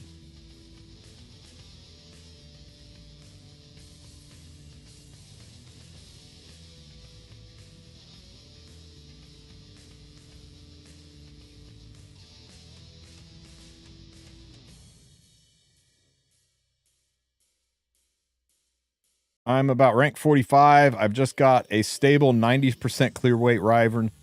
That always just freaking blows me away. It took me 7 months to get a stable 75% Wyvern. Crazy world. I just pulled Fene. Dude, congrats. Fene's amazing. Do I bother building her? I don't think you can do Rift until you're rank 50 anyway. You'll eventually want to build Fene. I think probably within about a week, you'll have enough gear ground up where you'll be able to auto-clear Fene. So, yeah, just like Volcanic says, grind through the event, get the destruction set. Once you get the free destruction set from the event, hit me up again. You can DM me in Discord. I'll help you. I'll help walk you through it if you need. And then you'll be able to do Rift, and that will get you the best of the best gear in the game. You'll be able to, you don't have to worry about building multiple hunt teams. It's got it all right there. Plus, you're going to use Fene everywhere.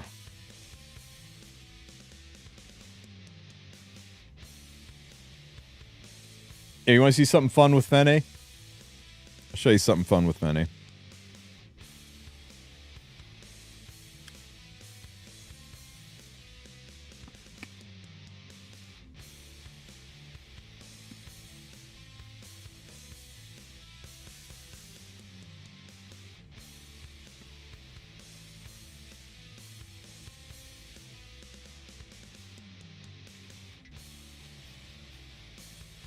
I think she does this right. Shit, did I grab the right Fene? I hope I grabbed the right one.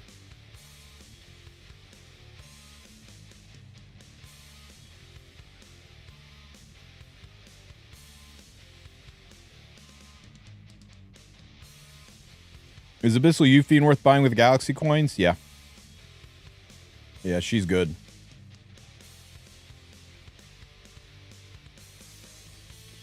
This one might not, because I think I got the wrong Fene. But we'll see. We'll see what happens.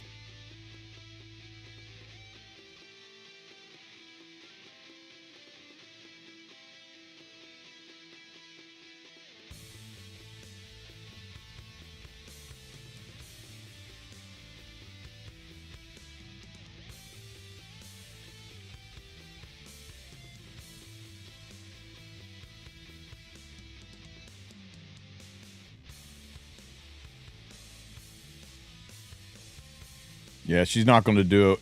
She's not going to do it without her, without a healing artifact, lifesteal, or cleanse already.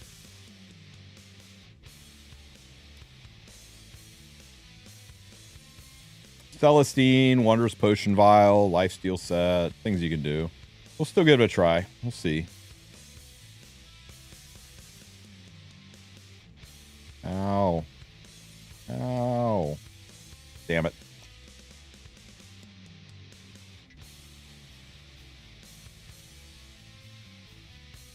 You know, it's a better showcase of Fene BSery.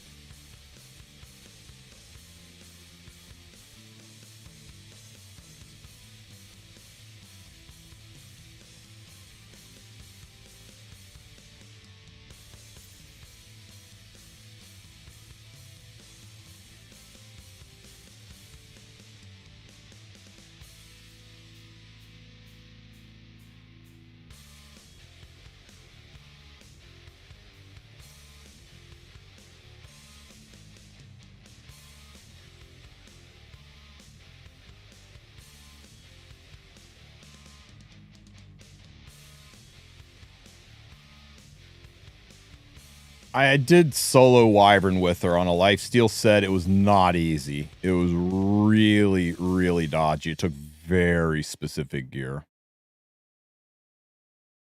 Fene really should be on Celestine for this.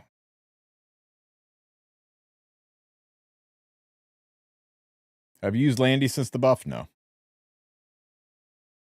Is Fene available for the free selector? She is not.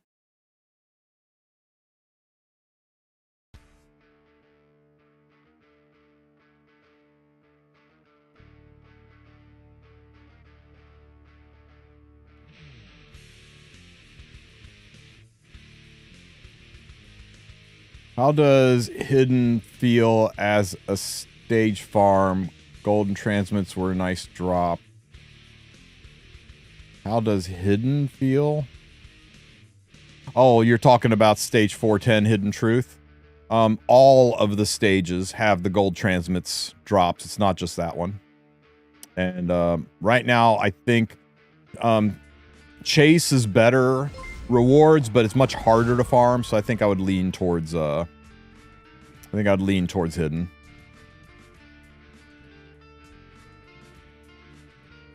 Oh, damn, Lucian, that sucks. I'm sorry, bro. Etika Scepter's good. At least you didn't get a garbage one. At least it didn't give you, like, your 10,000th copy of Cradle of Life or something. And Kral's Imprints, man. There's nothing wrong with multiple Krals. So 510 is the place to farm.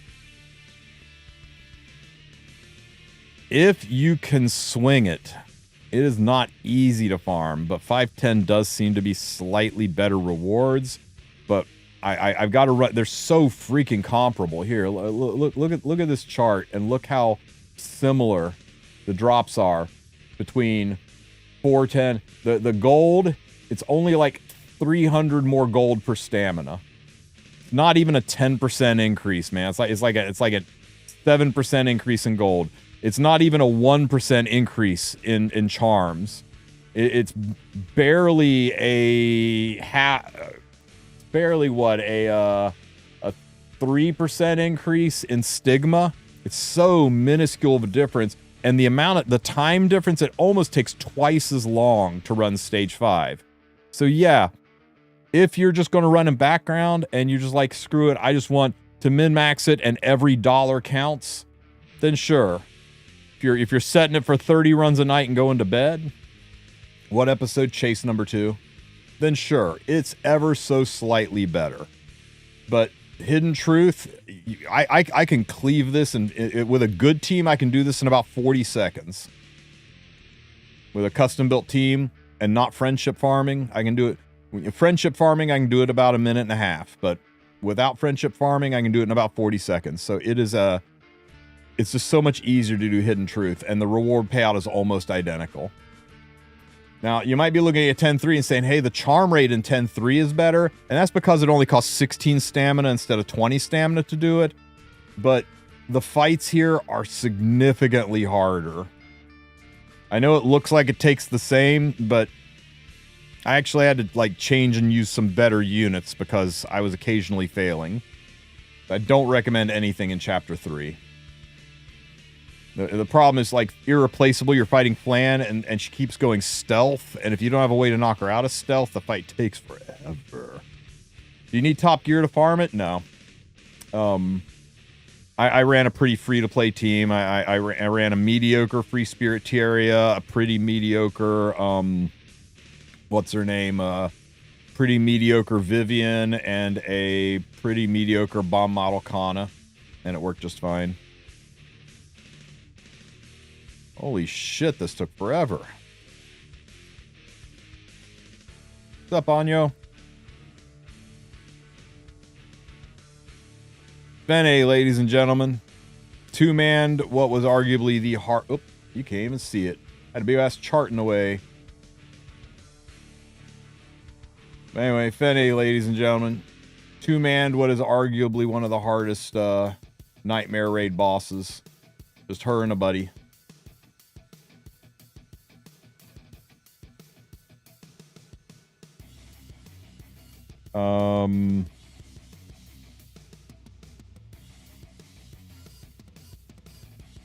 haven't tried this in a while. Let me see. Battles, hunts, and Katie's, right? Katie's Hell.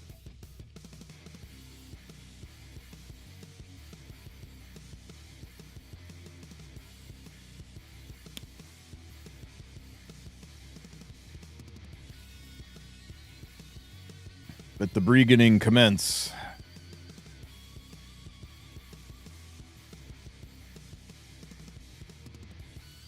Yeah, it was really impressive. You wish you could have seen it, and I didn't have a big-ass chart in front of the entire fight. Border coin's still good on Para.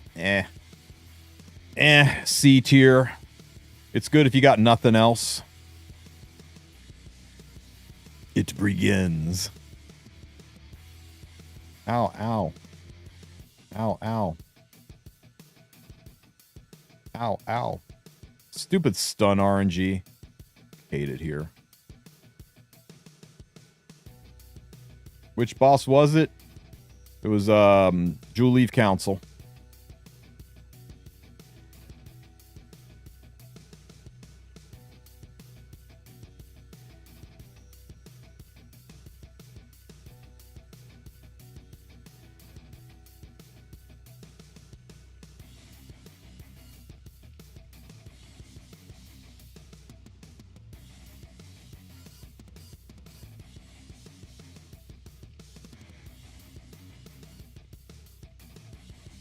It's the data that I put together on the best places to farm. I pull it up when people are asking where's the best place to farm. I'm going to break it down into a video and explain it to everybody. But I finally got pretty much all of the data put together, so we know, like, almost 10,000 stamina later, we've got all the information. Is equipment score important? If so, tell me what level equipment score I should keep. For how long have you been playing, Michael? How new's your account?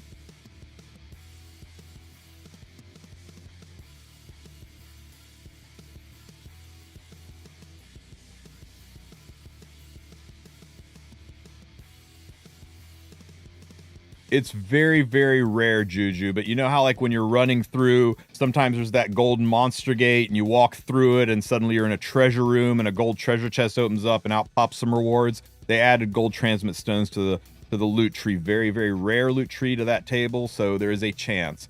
In the thousands of skystone or thousands of stamina that I've spent doing these tests, I've gotten it once. So it is giga rare.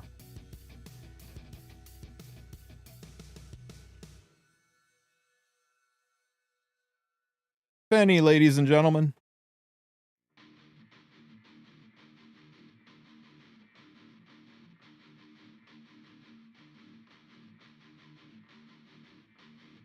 Unless you've been living under a rock, you don't know about this. You know about this one, right?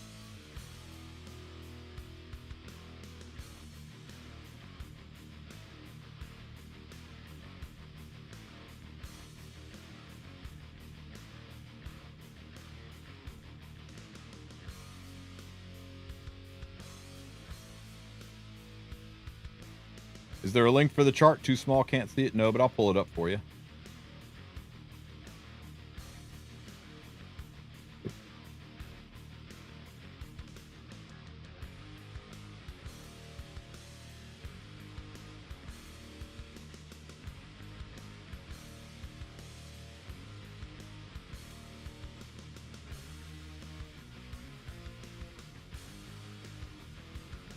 Who? So, if you need runes, you farm Spirit Altar. If you need gear, you farm Rift. If you need reforge mats and crafting mats, you farm Hunt. If you need gold or charms or stigma, and you want to friendship farm your units, and you don't care about AP or any of these kind of drops here, you farm Eulogy for a Saint. There is now no longer any reason at all to even touch unrecorded history. You don't touch that at all. And if you do care about AP, you do care about these special rewards, then it looks like 410 Hidden Truth and 510 Chase are the highest value per stamina farms, but do be aware that they take a while and you can't really friendship farm there that much. You can friendship farm maybe 1 unit. If you want to friendship farm 2 units and still get a little bit of gold, a little bit of stigma, a little bit of charms, 210 can let you farm 2, maybe 3 units if you gear it to the 9s, right? And it's not that slow. I mean, really, it's a little faster than 1.2, but it's not that bad. 1.6, I think the reward payouts are so bad, it's not worth the tiny, tiny chance of this or the AP. I think instead of 1.6, you just farm Eulogy for a Saint.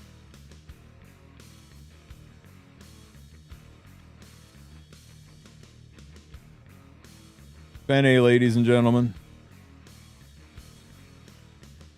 1 entry kills the Rift boss. Can we still do Rift without Fene? But it sucks. It's very expensive, it's slow, and it takes really good gear.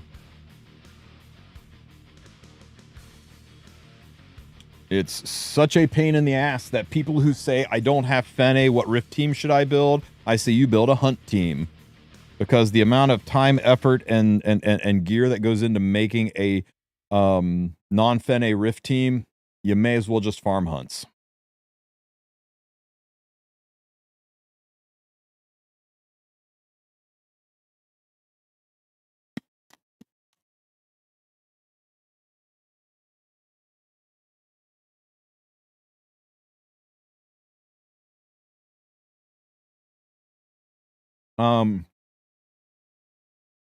This is the nuclear Fene I built just to speed Rift up.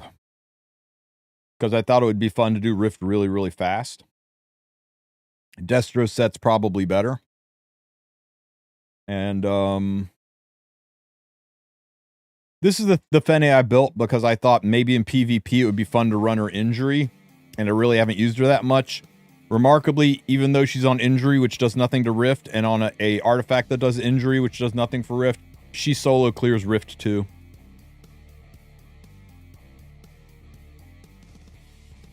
Is Veronica best in slot anywhere? Even though she's a professional vampire hunter, one of Veronica's best uses is anytime a high school girl with a sword shows up in PvP, you need Veronica. Forget vampires. Veronica is best at murdering high school girls with swords. So, yeah. If you hate getting BBK cleaved, you want some Veronica in your life.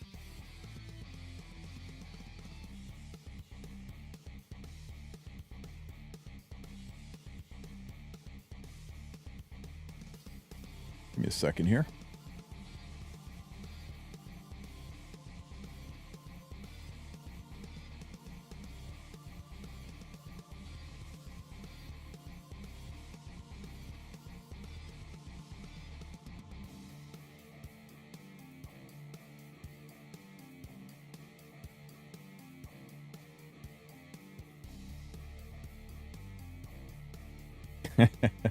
So, here you guys go. This is a video I did a while back. 50 Shades of Fene. It's kind of a showcase. There's even a part 2 to this where I just have her run over, what do you call it? Auto Tower 2.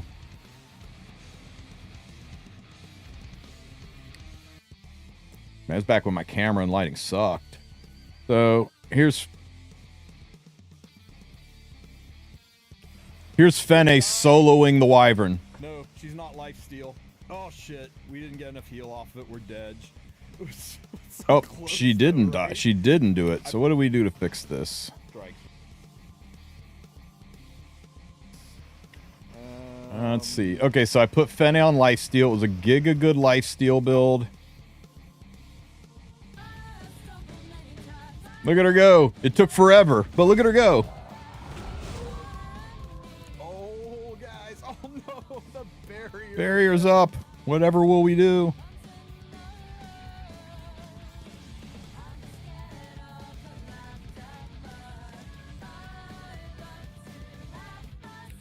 you take things other than green, you will not be able to see which one of the splits. Look at Fenny. Fenny soloing Wyvern all by herself. Now, given it took stupid high-end gear and it wasn't fast, but she soloed Wyvern. Damn, look at her go. What else we got? You get rid of Tamarin and you put her in the fire expedition. So I ran these side by side. I took Tamarin out and put Fenny in. My internet's freaking out. The timer in the corner. This is with Tamarin, right? See, Tamarin's still on the team.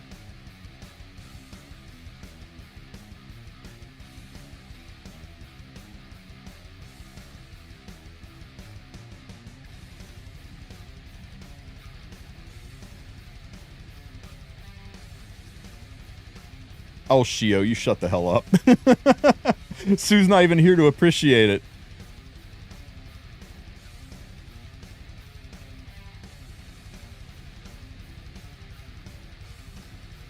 Okay, 2 minutes and 44 seconds. With Tamarin, I ran the exact same team, but we switched Tam out for Fene.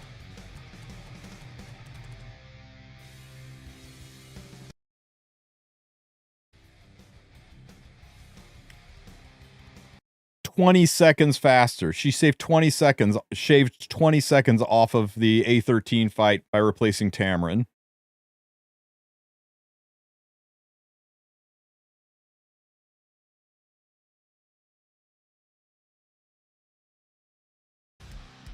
I showed you before, you know, if she's on a Wondrous Potion Vial to keep so that she takes off of the Queen's curse, because Wondrous Potion Vial always get rid of the Banshee's curse, which is what was detonating her. She'll just sit here and solo the Banshee. It's not fast, but you can do it. By herself. And this girl is on. What's this one? Oh, look at that. A13. Fene and Brieg. Just Fene and Brieg.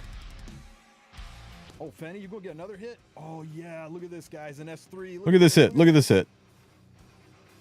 Blammo. Fene soloed A13. Well, not soloed. She two-manned it.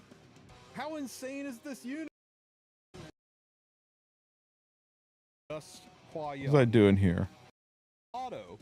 Yeah, we already talked. This is the one you didn't get to see, but this is Fene and Hua Young soloing Jewel Leaf Council. Now, I wasn't a big fan of her in Carcanis, but she worked here. I would rather use her in Jewel Leaf than use her in Carcanis. There's just better answers for Carcanis. And she's a lot of fun in Arena, too. And some people have done some things in RTA. So, yeah. She's a good unit, guys. She's usable in just about every place in the game. Man, I wish I had Fene. Well, let me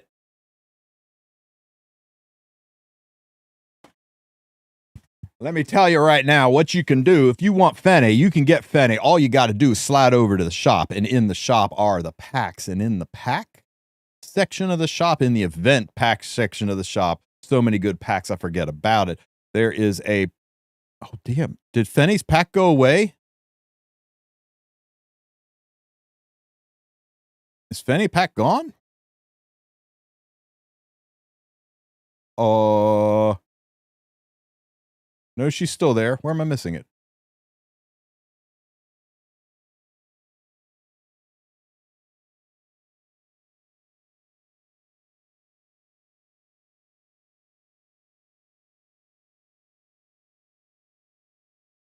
Admit it, you bought it already?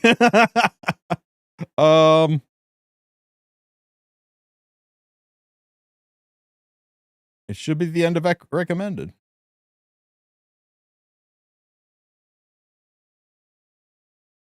Mystic pack, monthly pack, equipment pack, passion pack. Guys, I don't know what to tell you. But the Fene pack's gone. Well, don't worry. If you didn't get Fene, she isn't limited. She'll pop out at some point in time for you. The Fene train has left the building.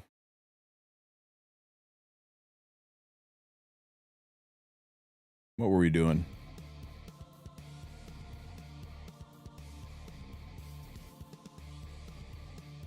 Just roll story till you get her.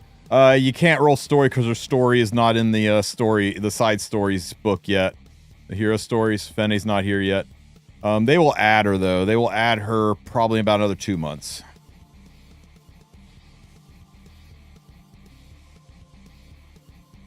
All of the things you saw me doing there, all of those things, we have done all of those things with other units, just not as efficiently, just not two-mans, all that kind of stuff. We've been killing wyverns and beating up spiders for years without Fene, and you can too. It's just when you get her, she makes things so much easier.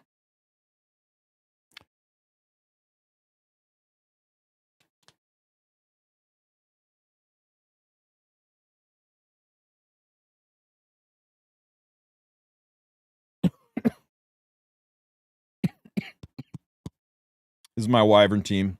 It's 100%. It never fails. See the pack and you're recommended? So weird. The Fene pack still has 10 days left for me.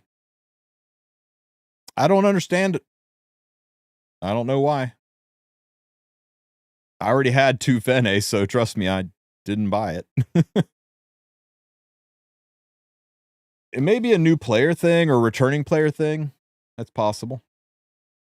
I have everyone but Rem. Yep, then you don't use this team. You use one of the other one-shot teams. The Arya team is probably the easiest one-shot team to build. Singelica, Sigrid, Corinne, Arya.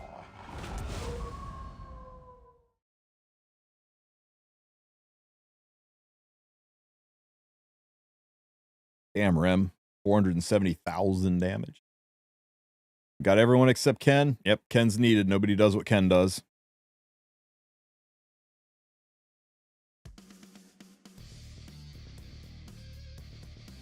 What is the best place to farm gold now? Just gold? Don't care about anything else but gold? You just want gold and you want it fast? It is a...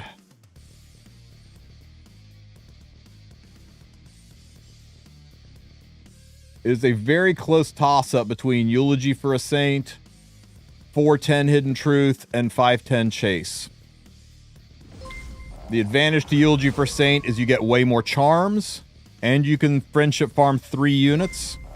The advantages to 410 and 510 is you get AP, you get less charms, about 50% less charms, and you can only friendship farm 1 unit, and it takes a long-ass time to complete, but you get AP, and also it has a chance to drop these special ultra rares, which is kind of like the chance of this stuff, right? It doesn't happen very often, but you don't get the ultra rares farming Eulogy.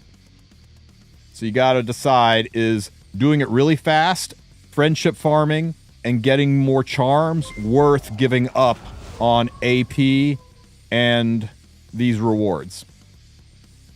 And that's the decision only you can make. And you got to focus on what resource you need the most. If you are sitting on an ocean of AP and you don't need any more, and you're not really caring about friendship farming units, or I'm sorry, and you're caring about friendship farming units, I would farm the shit out of Eulogy. If you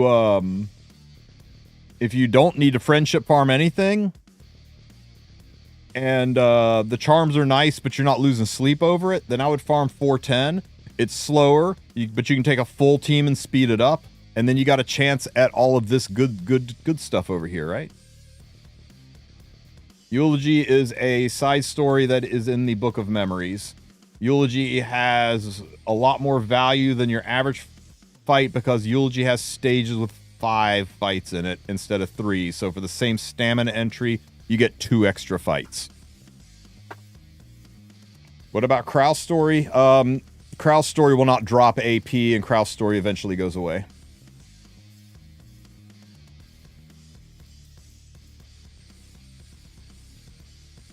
Where did I get the table? I made it. I made it with a shit ton of stamina and time and recording. Wind Demon sent me something, so what the F is this? Where'd that go? What is this? Yo!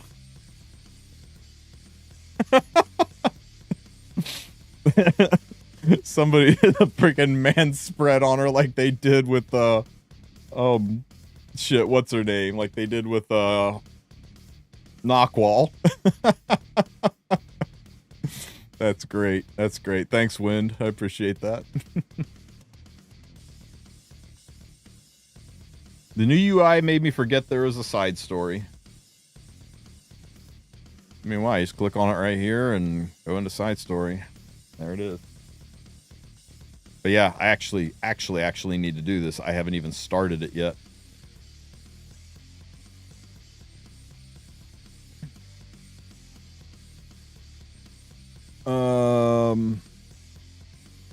Hello, Wolf. Can I ask about friendship points? Yes, when you, if you are relatively new, if you look in the reputation section of the Orbis guide, reputation section, if you're relatively new, in the reputation section under, I believe it is Third World.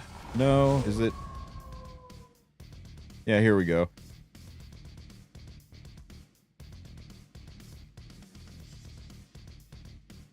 Reach friendship level 3, reach friendship level 6, reach friendship level 10 with up to 30 heroes, and it drops pretty pog rewards. I can't remember. I think this is this Sky Stones that it drops? Or no, it's bookmarks, right? So newer players will want to get the friendship points up to get these rewards. So they're going to be friendship farming to get the bookmarks. Yeah, Covenant bookmarks. There's at least a pity worth of bookmarks in all of this, maybe 2.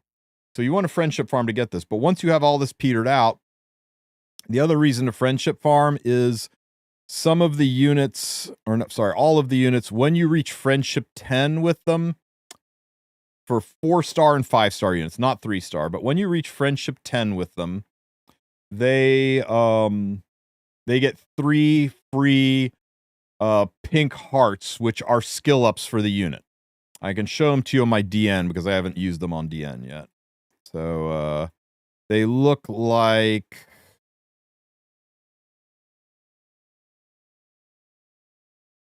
They look like this. Skill point enhancers. And you get 3 of them the moment you hit friendship 10, and you can use them in place of Molagora. This skill normally takes 4 Molagora to level up, but now it's only going to take 1 Mola plus these 3 for 4 Molagora. The reason I haven't spent them is I don't give a shit about this skill. I don't need my DN to freaking hit harder.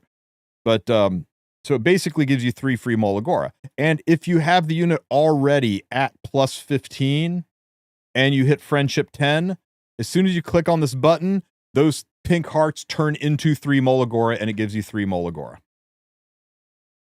So it's a way to get some Molagora out of your units, make them a little easier to level. So a lot of people friendship farm their units first to get the free Molagora to skill them up, and then they put regular Mola in after that.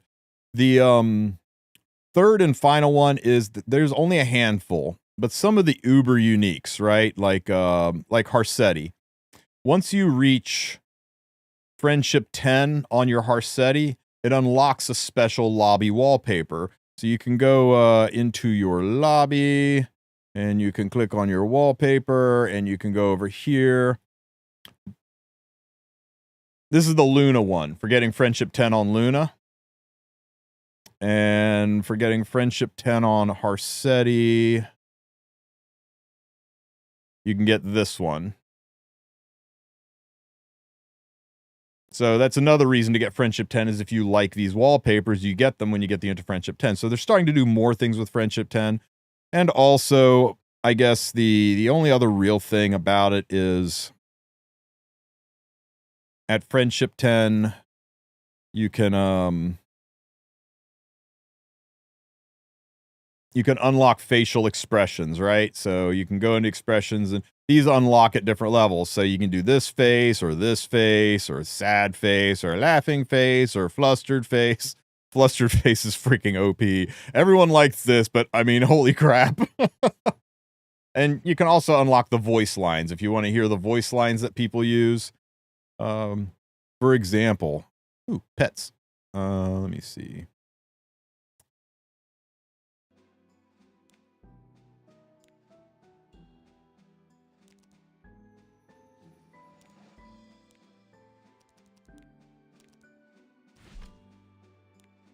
The voice lines unlock as you friendship up your unit too. So you can hear things like, Ow!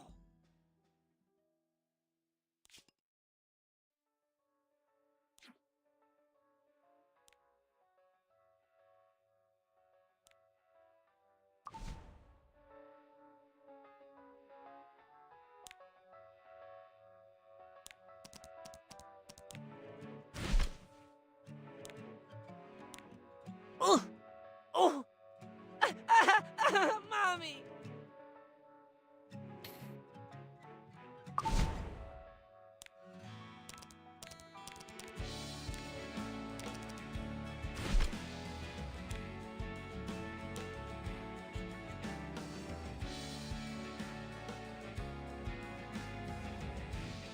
Mm. Mm. Okay, I'm coming. and that's when I turned the sound off on my phone while playing on the bus.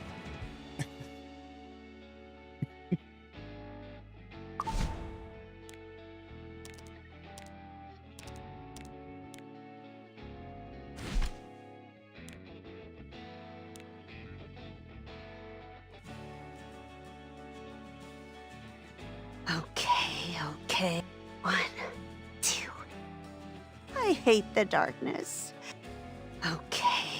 Where is it? 1, 2. I hate the darkness. Is it not that one? Because it hides. Okay. Oh wait, no, it's Then how is this? Did I mess everything? where's her I can't breathe one? That's the good one. Yeah! 1, 2. I hate the darkness. I can do it too. You wanna see? I don't really enjoy this. I can do it too. Ha! Ha! You wanna see? I can do it too. I don't really enjoy this. Ha! Yeah!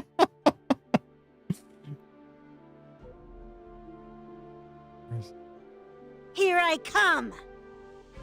You like it when I hurt you? No. I don't even know anymore.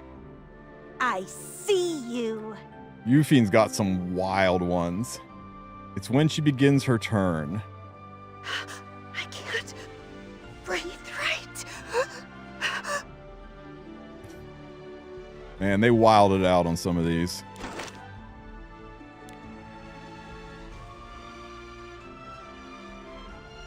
There's everybody's favorite.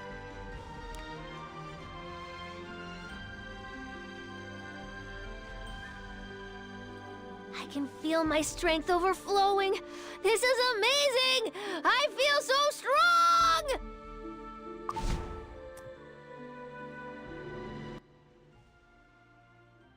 So yeah, other than effing around, man.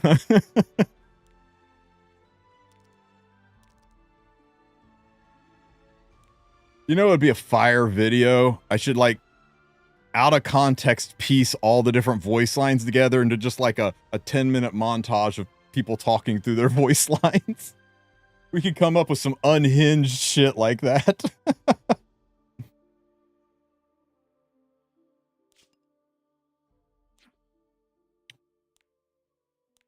It used to be a lot easier to friendship farm, right? It used to be a lot easier to run around and do the friendship phases and stuff like that. So they made it kind of objectively harder to friendship farm.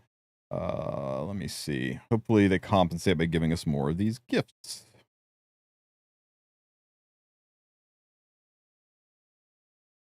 I just realized Crow's a fire unit, and I gave those to her instead of Crow.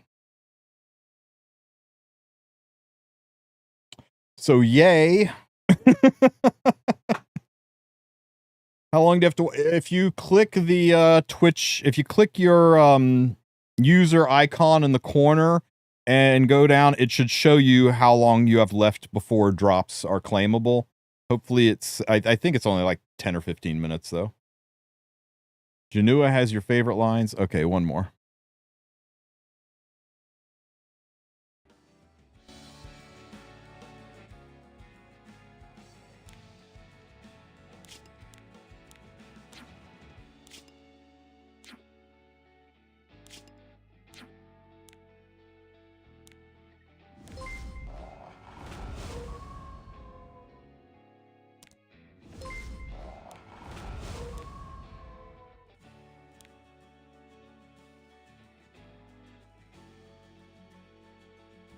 So no energy web event now. Not currently. They sometimes come back. Your guard is down. Ha! See? That's why you look before you strike. That's pretty good.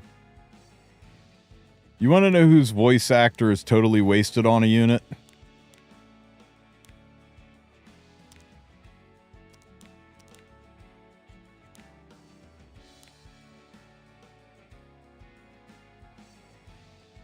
I don't know what dark magic is, but I do know how to manipulate life and the soul. Curious? The star I resided in also had its own god. Was he as benevolent as your goddess? I no longer care for such things. I have transcended the power of a mere god. They so wasted Braden Lynch on this guy.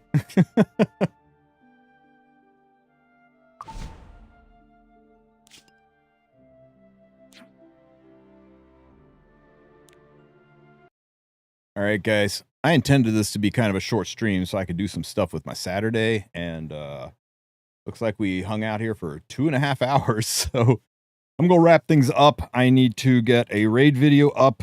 I'm going to stream a little raid tomorrow after Epic 7, and I will work on getting the guide for the best place to farm in Epic 7 done as soon as possible and let you know. So, bear with me on that. It'll happen as soon. In the meantime, who are we going to raid into? Who's streaming right now? Let's see. Who's chilling in the Epic 7 category? Holy shit. Derp the Jag is streaming? Guys, Derp is a national treasure. Go over and give him some support. Give him a follow. Everybody say hi to Derp. He's doing some RTA, and I will catch you guys soon. As for what's the best place to farm, you're going to have to wait for the video to come out tomorrow morning. I'll catch you guys later.